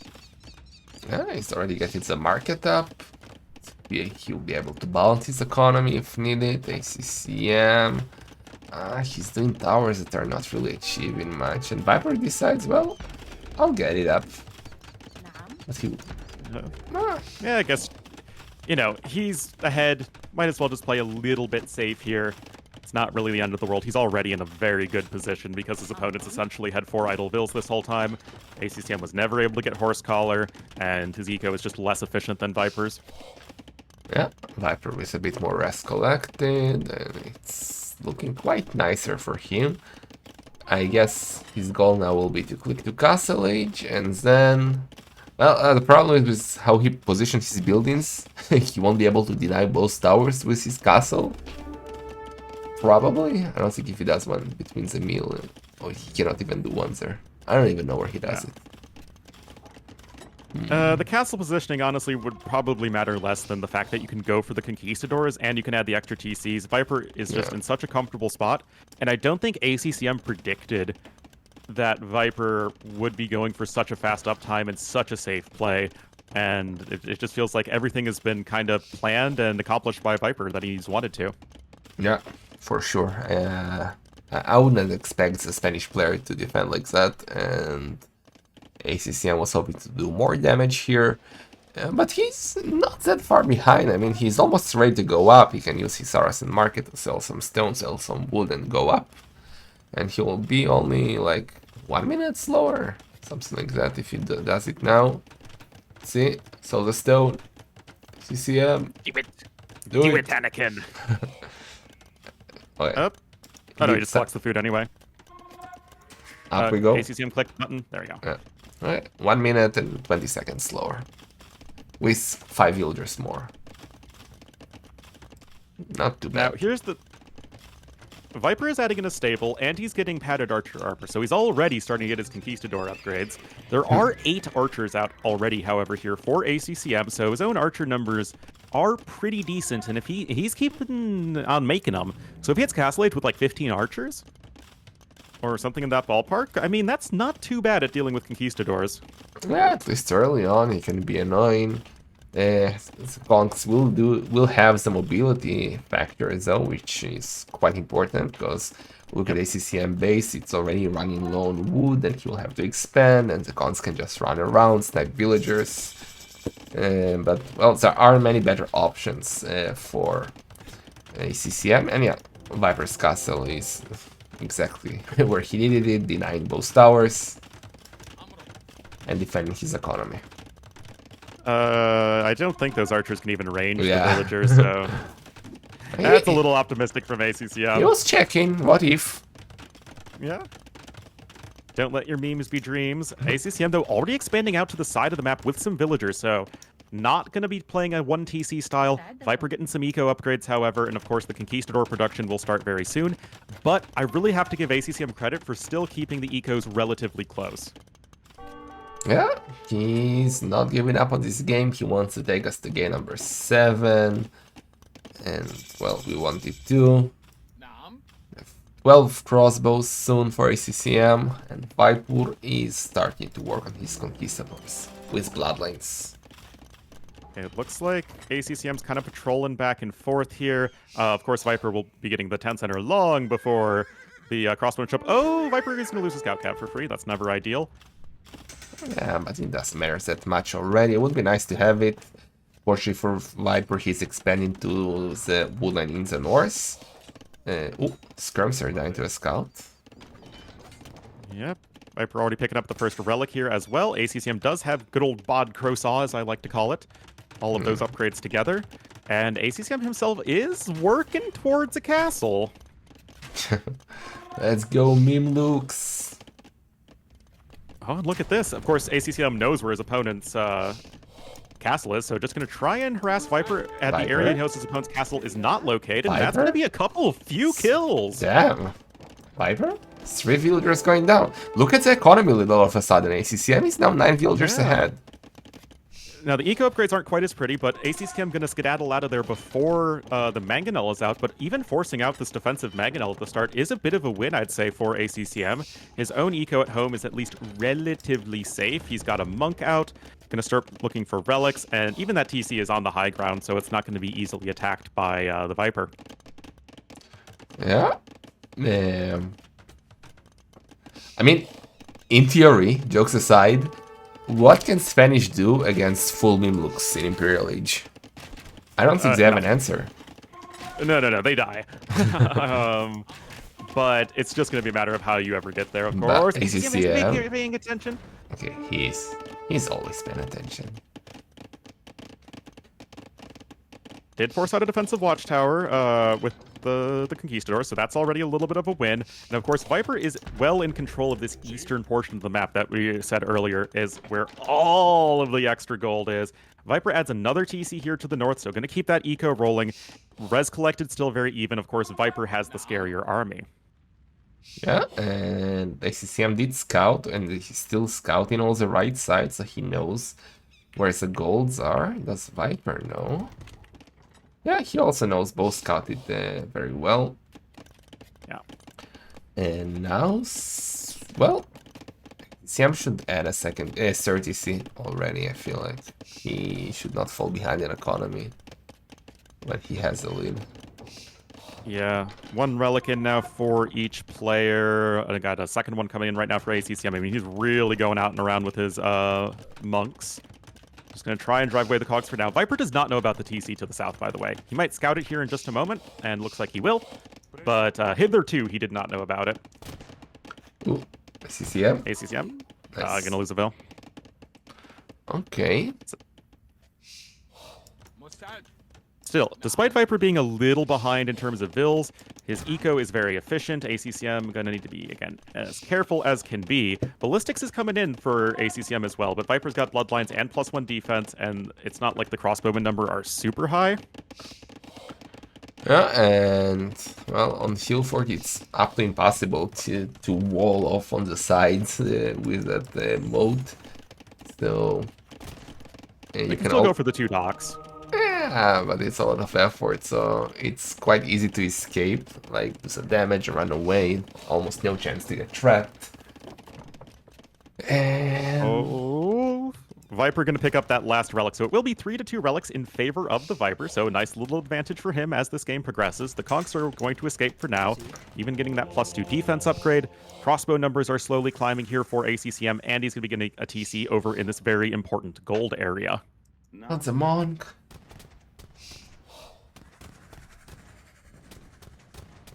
Well, he's a survivor, but he's dead. Yeah. And 30C for ACCM. Husbandry. I mean, Viper's going to have his fully upgraded conquistadors. Mangonels and Conks are coming forward, and ACCM really does need a castle as quick as possible.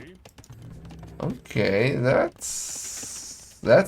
can be interesting. Those Kongs, as you said, fully upgraded, and it's all about the micro. I don't know. I would lose on both sides. Yeah. But ACCM. Oh, why are you building a watchtower, ACCM? Where?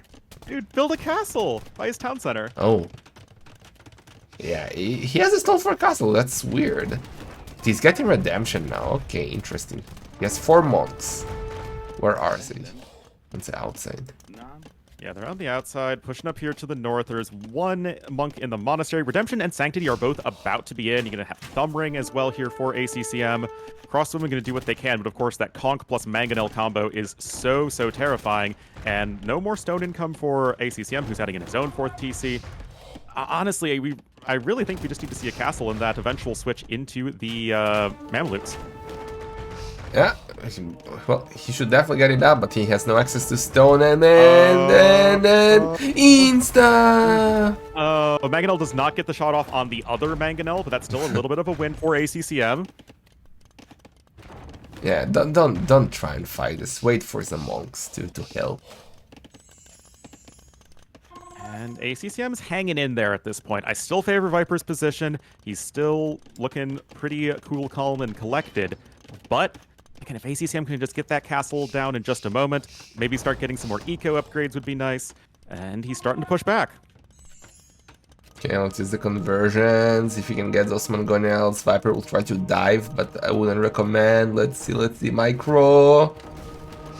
Oh, the dance. Oh my goodness, ACCM's micro was insane there. Yes. Oh, Viper was going for the kills, but he had to go for the double delete. And that is a huge win right there for ACCM.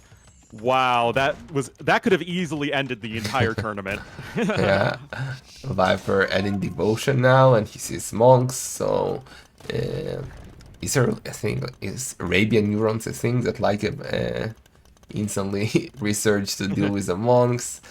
But well, game is even. 89, 87 villagers, castle for ACCM on the hill. I like that.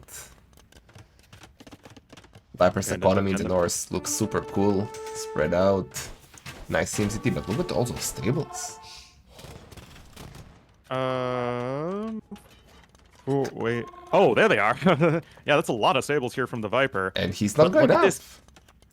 ACCM is going up. Viper Exactly. is going for a lot of castle age pressure. The Conchs are very far away from home. Of course, they are the more mobile unit. And we got Mangonels coming in from the side. Of course, this is all going to come down to unit control once again. I mean, I think the best move now for ACCM would be, he can see the stables, right? He can see the Mangonels. Yeah. He knows he's up to Imp. Yeah, just go to your base. Wait for Imp, wait for Bracer. Oh, look at this Viper gonna go for this round. ACCM's not paying attention. Oh Those no. are downhill. Oh no. dear. Okay. Insta! But he will still lose everything. But it doesn't matter, man. Yeah. Oh, jeez. Well, Oh, that could be the tournament right there.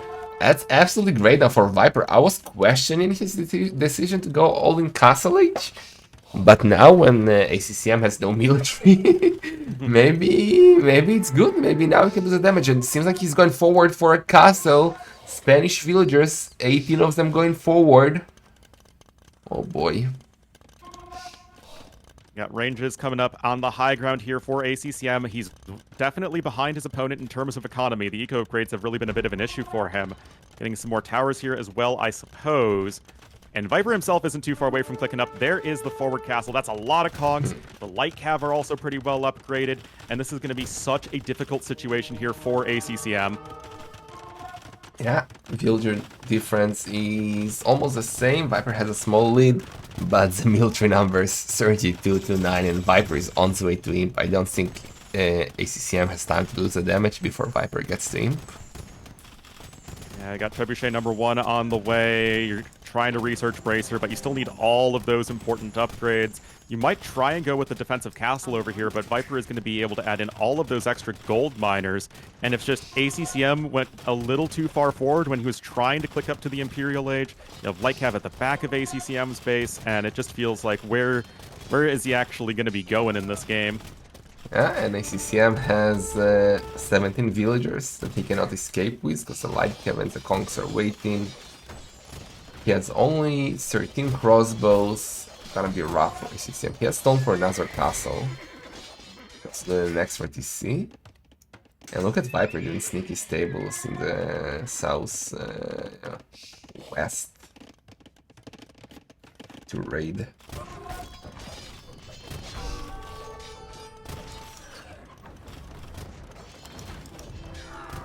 Chemistry incoming for ACCM. Lots of villagers going down. Viper 20 villager lead now to another castle. It seems to be the game.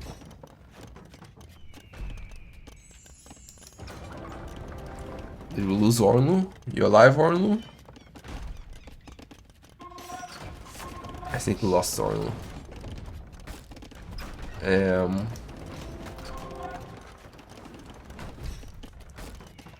Did I? No. Did his stream fail? I don't know. Is he still live on his stream? Orlu? Is it Discord?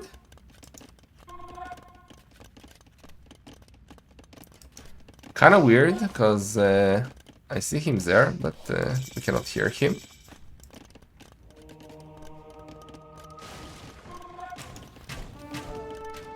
This is so weird.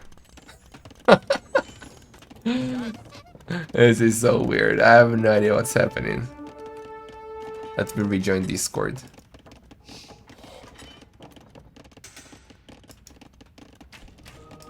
Hello? Orlu? Yes, no, oh, yes, yeah. no. Yeah, can you hear me? Yes, I can. Oh, yeah, I could hear you the whole time. What? I couldn't hear you at all. That was so weird. Oh my goodness. Thank Anyway, Discord. guys, +4 defense is going to be in here. Look at this. ACCM, he is just going for it. The Conks are on the high ground, though. They're going to get all the reinforcements. Oh no. ACCM not paying attention. Oh no. Well, he's trying to get villager kills, but he's just not doing it. He's losing all of his traps now. He's trying to stay in the game. Supremacy for Viper. Why not? It's still just archers right now for ACCM, nothing else, and it feels like you're just in way too deep with your army. KD so heavily in favor of the Viper. Army numbers are pretty close, but it's that value that's so good right now for huge wall delete once again. Well, military numbers are even. I mean, oh, he sees that supremacy. In the hate. That's a lot of villagers. I don't know if that's a really great move by Viper. Yes, he will kill the Arbalest eventually, but great micro by Orlu, and villager numbers are now yes, even great again. micro by me. By Orlu. Orlu has great micro, but so does the ACCM. Oh my goodness. All the ARBs are getting cleaned up. Now, we still have more ARBs at home, I suppose, here for ACCM, but Viper still has all of this gold control over here to the east of the map. He's got the stables to the west.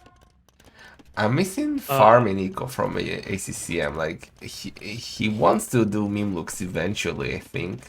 But he has only one castle, and I think he has to stay on Arbalest now with his economy, with how it's looking. Yeah, it's just a very weak eco. Viper has around 80% of the friggin' map control. Now, the one concern I have for Viper is that he still isn't really developing a very strong gold army. His siege numbers are super low. And if there's a way for ACCM to get back into this game, it's going to be him eventually holding out until he gets to Mamelukes. Yeah, another castle by Viper or I can get you out of my head now after I was calling for you. Orlu, come back. I have that effect on people. But can he deny that castle? Spanish villagers? He shouldn't micro. He should just let them shoot. With Supremacy, I think he needs to micro. Oh my goodness, it's a down castle! No, I meant should ACCM micro his Arbalest. He couldn't shoot them one by one. So yeah, it's a doubt castle. Game is still going. ACCM actually has the economy lead right now. Military numbers are even. I mean, I'm not cheering for ACCM, but that would be a lie. Let's go, ACCM. I guess it's a decider on the wall.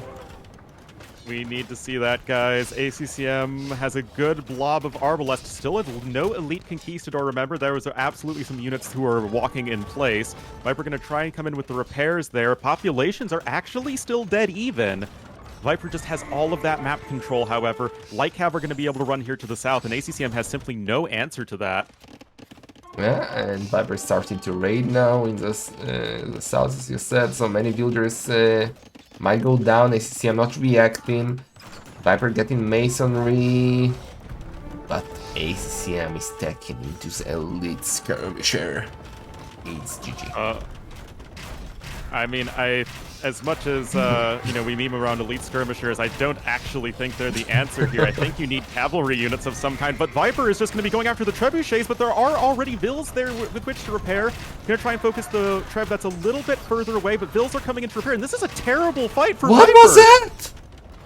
Why is he taking that fight? I mean, he's getting a lot of kills on the other side, so I mean, he still is probably going to win the game, but that was not a good engagement. Yeah, I was joking with my DM to you, Viper. I'm not really gonna give you more money if you lose this one to take us to game 7. Yeah, that was absolutely horrible, and now he's gonna lose the castle. He lost many conks, he's gonna lose 3 traps and a lot of villagers. Wow, we got a game here. Uh-oh, we do have a game. ACCM not giving up yet, guys. Trebs are all falling here for the Viper. He's going to be forced off of that gold right there. Of course, he's getting more villager kills to the back, but ACCM is at least on 4 TC, so he can replenish the villagers okay-ish. And now Heavy Camel is actually coming in. Okay. I would prefer meme looks, but well, with only one castle, it's gonna be very tough. Yeah. Okay, Viper with 3 conquistadors, getting a few kills. Gotta clean the top ACCM. Viper with Hussar.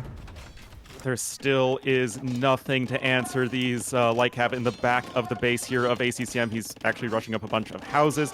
Viper is going to be on his way to losing another castle, and there is one more stone completely untaken at the far west of the map, but obviously... Oh, ACCM doesn't know about it! That's really awkward. Oh. Okay, but the raids are like damaging ACCM quite a lot. He's gonna drop down below 100 villagers now, and he's not reacting. He needs a stables there and spam a few camels. What are you doing, ACCM? Oh my goodness! No counter throwing, please. He's focused on the military, and he's okay. He's looking bad, really bad. 88 villagers, 87 and dropping. I have no idea what was going on there with ACCM. Trying to build a TC over there to the east. Hussars are leaving just because they killed the entire economy that's over there. That said, Viper still loses his castle, and he's trying to switch into his own skirmishers. Oh, man. Ooh, that's gonna be a Dow TC or not? No, should be fine. I think it's gonna be up too fast. Very close. Oh, could ACCM try and trap the army? He should. I mean, oh! Okay, he got it up. But why did he go back with Arbals? Why didn't he surround him? Yeah. And now the traps are exposed. Three Hussars are gonna kill the traps. ACCM, what are you doing? He's losing steam. He's getting raided everywhere. His economy, he's down to 64 villagers. Seems like the game here. It feels like this was winnable for ACCM, but he's just asleep at the wheel. Focus on the military. He's like a clown. He doesn't need economy. But Viper with elite conks now in chemistry. Yeah, should be it. Yeah, 42 villagers. ACCM is indeed running out of steam here. We had a dream of... we did have a dream. 7 games. But we will settle with 6. I guess it's fine too. I mean, Viper is probably not going to be taking that great of a fight right here. But again, ACCM literally has no eco behind this. It is... all of his units are irreplaceable. Yeah. He has now 0 on wood, 0 on gold. Only 17 farmers working. 38 villagers left for ACCM. It will be very hard to come back here, if at all. If ACCM had 80 villagers right now, like, maybe there is a chance. His army is very good. But yeah. It's just... 38 vills, no, you're not doing that. Yeah. You can't let Hussars kill 60 villagers into your eco like that.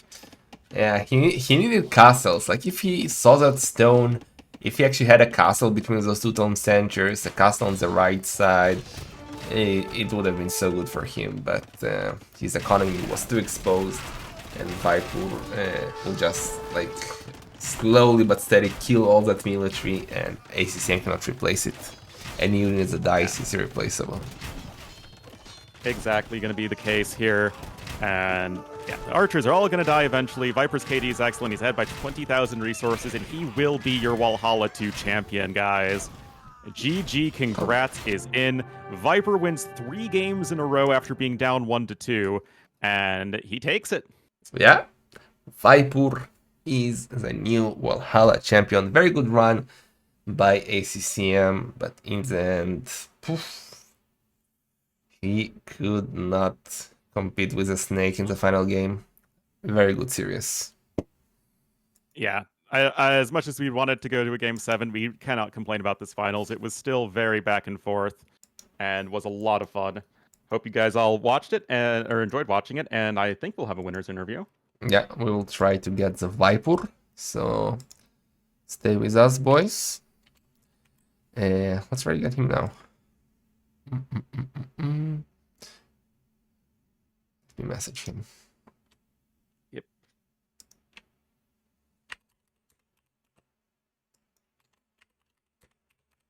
Yeah, guys, we should be getting Viper on for an interview here in just a moment. But yeah, that was really fun finals between Viper and ACCM. And we got to see the full breadth of games. We had boomy games, we had aggressive games, and of course, a pretty exciting one there at the very end.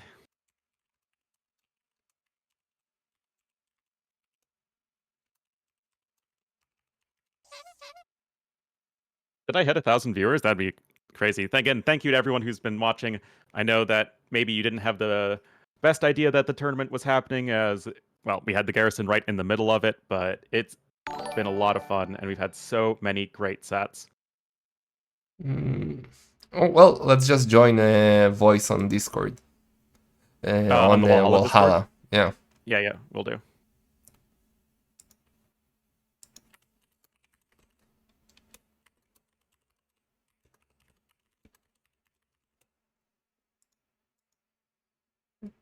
The West, thank you for the radio delight.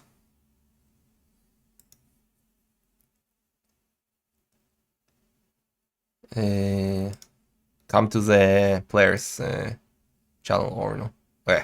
Viper. John Slew. Viper. Ornlu. Orlu. Congratulations, Mr. Viper. Thank you very much. That was quite a dominant performance. You are now officially a clown. Wasn't I always a clown, kind of? Well, after the dress up in Clown Cup 2, Yeah. 3. True. Yeah. One of will, those. You've transcended to the next stage of clowndom. it will always hunt you now, that ultimate picture from your stream. It was beautiful. All right. So I guess getting into the series, what did you think about? Okay, the map. You have all these different walled maps in the tournament. How did you think you matched up against ACCM? Hard to say. I think ACCM, obviously, I'm not sure how much he prepared, but these types of maps are dangerous if he prepares a lot, because ACCM is a guy that prepares. He prepared, for sure. Yeah, Okay. he prepared. Yeah, so it was always dangerous, but I think it's like so much about the draft and picking the civs at the right time and such. So in the end, I think a lot of it came down to the draft. How dare you ban Canberra in the draft? Yeah, that was pretty rude. Which one did I ban? Canberra. Canberra, the sudden Ah. death map. I haven't played it once this tournament, so I was like, I shouldn't probably start in the final. Yeah. I'm a bit sad though, like that we didn't have not Canberra, not Arena, not the Wall in the final. You denied us from the Wall too, but Well, I picked this wall almost every round, man. I was trying. you had to Yeah. lose the final game, so we could Yeah, get it. it's really all on Yeah. you. My No, bad. we had some really fun games though. Series started on Castra, which a lot of the series started on Castra for some reason. You were going up against Georgians, and I think you would have known that. So what did you think Huns would have accomplished there? Exactly what I did. I feel like I was in a decent spot, but probably I should have gone cavalry instead of halberdiers. But those Monaspa are always tricky to deal with, so I think in hindsight, probably just stonewall the whole map and go cavalry, either Hussar or Tarkans, and I think I'm kind of okay there. But I mean, Georgians are still Georgians, so would have probably been tough either way. For sure. Like, did you want to play Hans? Like, or was it like, okay, I don't have any better civs, so. I was looking at all the other maps and where I wanted to use the other civs, so it was like, okay, either Huns or maybe Vietnamese or Slavs. So Huns it was. I mean, Huns are nice to play in the first game of the day as well because you don't get housed, so that's nice. Yeah, go ahead. No, go. Yeah, so game 2 was then Hideout. It was a pretty interesting one, right? You went for the tower rush into TC behind it. Did you think you could deny the fast castle completely, or were you just trying to throw ACCM off? Wait, what was game 2 again? Hideout. Hideout, yeah. Yeah, I went forward with humans. No, it's a very good strategy with humans because you kind of take the equal lead as well as force the opponent off their flow of the game. So felt like if I just go to 2 TC boom at home, he could always try and make something weird happen, right? So if you would do tower rush yourself, you kind of dictate how the game is playing out, and it's a very comfortable spot to be in with humans. So it was. I mean, it's been done in the past. It's not a new strategy, so Yeah. it's just a comfort kind of thing. By all means, speak, guys. It's fine. You're allowed to talk. I asked a question and then throwing it to John Slow. I'm excited just to be with you, Viper. I have no words, so. I'm sorry, I did let you down in Rage Arena, so. Okay, I mean, yeah, I'm still like sad that they couldn't show up and win the series for you, but okay. We would have won the whole thing with you, for sure. 100% success. What did we have after Hideout? It was Bastion. How do you like Bastion, by the way? Did you enjoy the map? I think it's fine. It's obviously a bit awkward to play, but yeah, it's a fine map. Not my favorite, but not my least favorite either. What a ringing endorsement! What was your favorite map, more by proud. the way? Favorite map, like amongst the new ones or overall in the tournament? Overall. Well, maybe I don't know. Actually, a lot of them are like similar-ish. A lot of them we have played a lot. Like Hideout, for example, we have played a lot, but I really like the map. But the wall is always fun because it's so much mind games and adaptations. I like that as well. But yeah, maybe Castra overall. It's a good map, I think. Yeah, Castra for sure. I think it was the most picked map in the tournament, or it's the most played, especially for new maps. That people usually tend to ban new maps. So I'm quite happy with it. So after Bastion, we had Jungle Schwamble, right? It was Jungle Rumble game 4. I only know this because I'm looking at Liquipedia, by the way. My brain is just as fried as you. I remember. I actually remember it was in the quarter.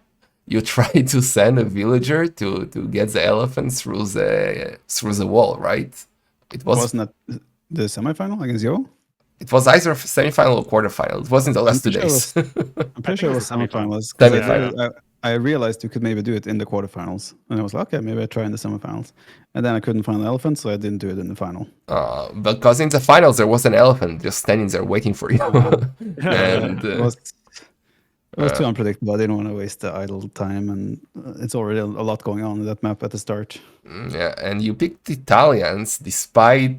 yesterday, Italians didn't work out too well for you, right? The Condottiero switch didn't really work against Mr. Yo, so you still believed in them? Yeah, I think I misplayed quite heavily against Yo, so I thought Italians is still good civ there, obviously. You have the discount on advancing, so it's very good for both fast imps and faster castle age. But the siege tower thing was improvised. It wasn't something I planned. It's actually something I thought about during the Dark Age. So it worked kind of out, but I still felt like it became very messy with the castle drops, and I think I lost too many vills building my own castle. But yeah, it became super messy, and in the end, he doesn't have production to get units out, so skirms for the win. We were arguing if you should go for the counter castle or not.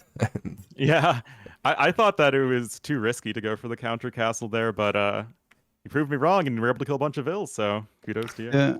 I feel like if I let that castle go up and I build one further back at home, then he can just tread me down, and I probably don't get the good position there.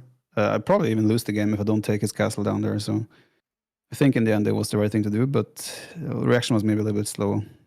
Yeah. But yeah, I mean, it worked out.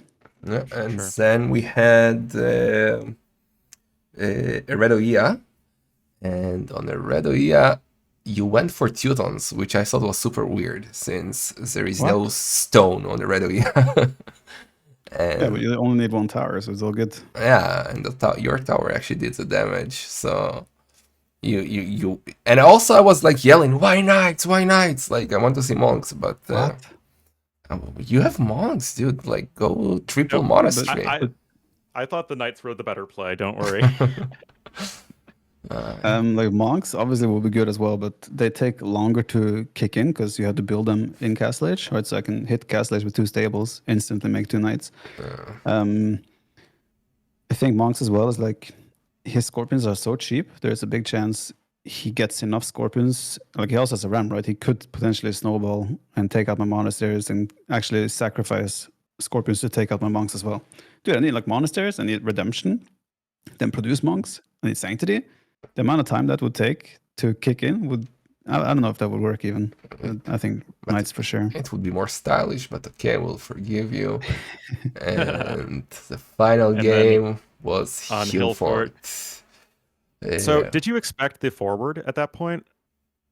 I was kind of just tracking his score to see when he went Feudal Age, and then I wanted to just adapt to whatever he would do. Like it was either going to be like mega super fast Castle Age or some archer play. That he went for towers as well was a bit surprising because that's like, okay, then I take stone, which is what I want to do anyway. And as long as he doesn't get a good position, I can just drop a castle to regain whatever area he has. So I think in the end, the forward was good for me. I was kind of just expecting some archer play. And your stone was perfect, so that helped you, but Yeah. it kind of could have gotten worse. I feel like if ACCM... The game was definitely slipping away from you for a little bit until the Yeah. Hussar raids actually killed everything. Yeah, I was a little bit too stubborn on my composition. I probably shouldn't have Yes. done supremacy and sacrificed like 15, 20 villas as well. But I thought the game was over, so I was like, okay, we're just gonna have a little bit of fun here towards the end. But Did you forget who you were playing against? The guy who's least likely to resign. That's true. He also had a really good micro on the one when I tried to dive on his trebs with my conks the first time. So yeah, I was thinking, oh shit, is there actually a chance I lose her? But yeah, in hindsight, I obviously just add some skirms earlier and the game will end way faster. But yeah, the Hussar raids in the end did the job. And yeah, but I felt like I was so far ahead that it would be really hard to lose anyway. Yeah. Well, I guess since you won the series, obviously, congrats on that. I think this is your first tournament win since you've become a dad. So, how does that feel? I dedicate this to my Mini Viper Junior. Well, I meant insofar as that you're now having to multitask your time a lot more. Yeah, no, I mean, it's always nice to win, right? I know the absolute top guns like Leary, Hera, Hart, these guys are not participating here. Also, they're too scared to play these type of maps because they're challenging on a different level in terms of strategy. So maybe when they get older and realize the beauty of Valhalla, they will join as well. But for now, they have to sit in their cowardly corner. But yeah, I rank this one probably above Red Bull 5 overall. So it's a massive win. and I I'm very can't argue proud. with that. Flawless logic. No sarcasm at all. Well, No, like real talk. It's always nice to win tournaments, right? And ACCM, they didn't come in here not swinging. So it's like, it was still very tough games and I had to perform to win. So in the end, it's still a very good result and it was fun to play. yeah, you now possess not only 2 Masters of Arena, right? But Something like that, yeah. also Yeah. Wallhalla. So yeah, you're officially the most the clown with most silverware, I guess. The greatest clown. That's awesome. Greatest clown of all time. Do I Congratulations. get a trophy for that? No, but you do get $2,000, which is Yeah, that's okay as well, I guess. Less difficult to find space in the house to put more hardware. Yeah, but I have the background where I'm streaming, right? It would be great with a clown trophy there, but I guess $2,000 will have to do. It'll suffice, I'm sure. I guess. yeah.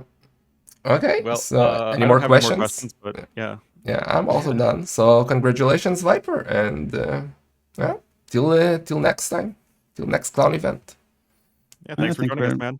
Yeah, thanks a lot, and thanks for hosting the tournament. It was a lot of fun. I wasn't sure if I was gonna enjoy playing this, but I actually did. So, good job. The maps are also good, in my opinion. Hopefully, we'll see more of them incorporated into future tournaments too, not only Valhalla.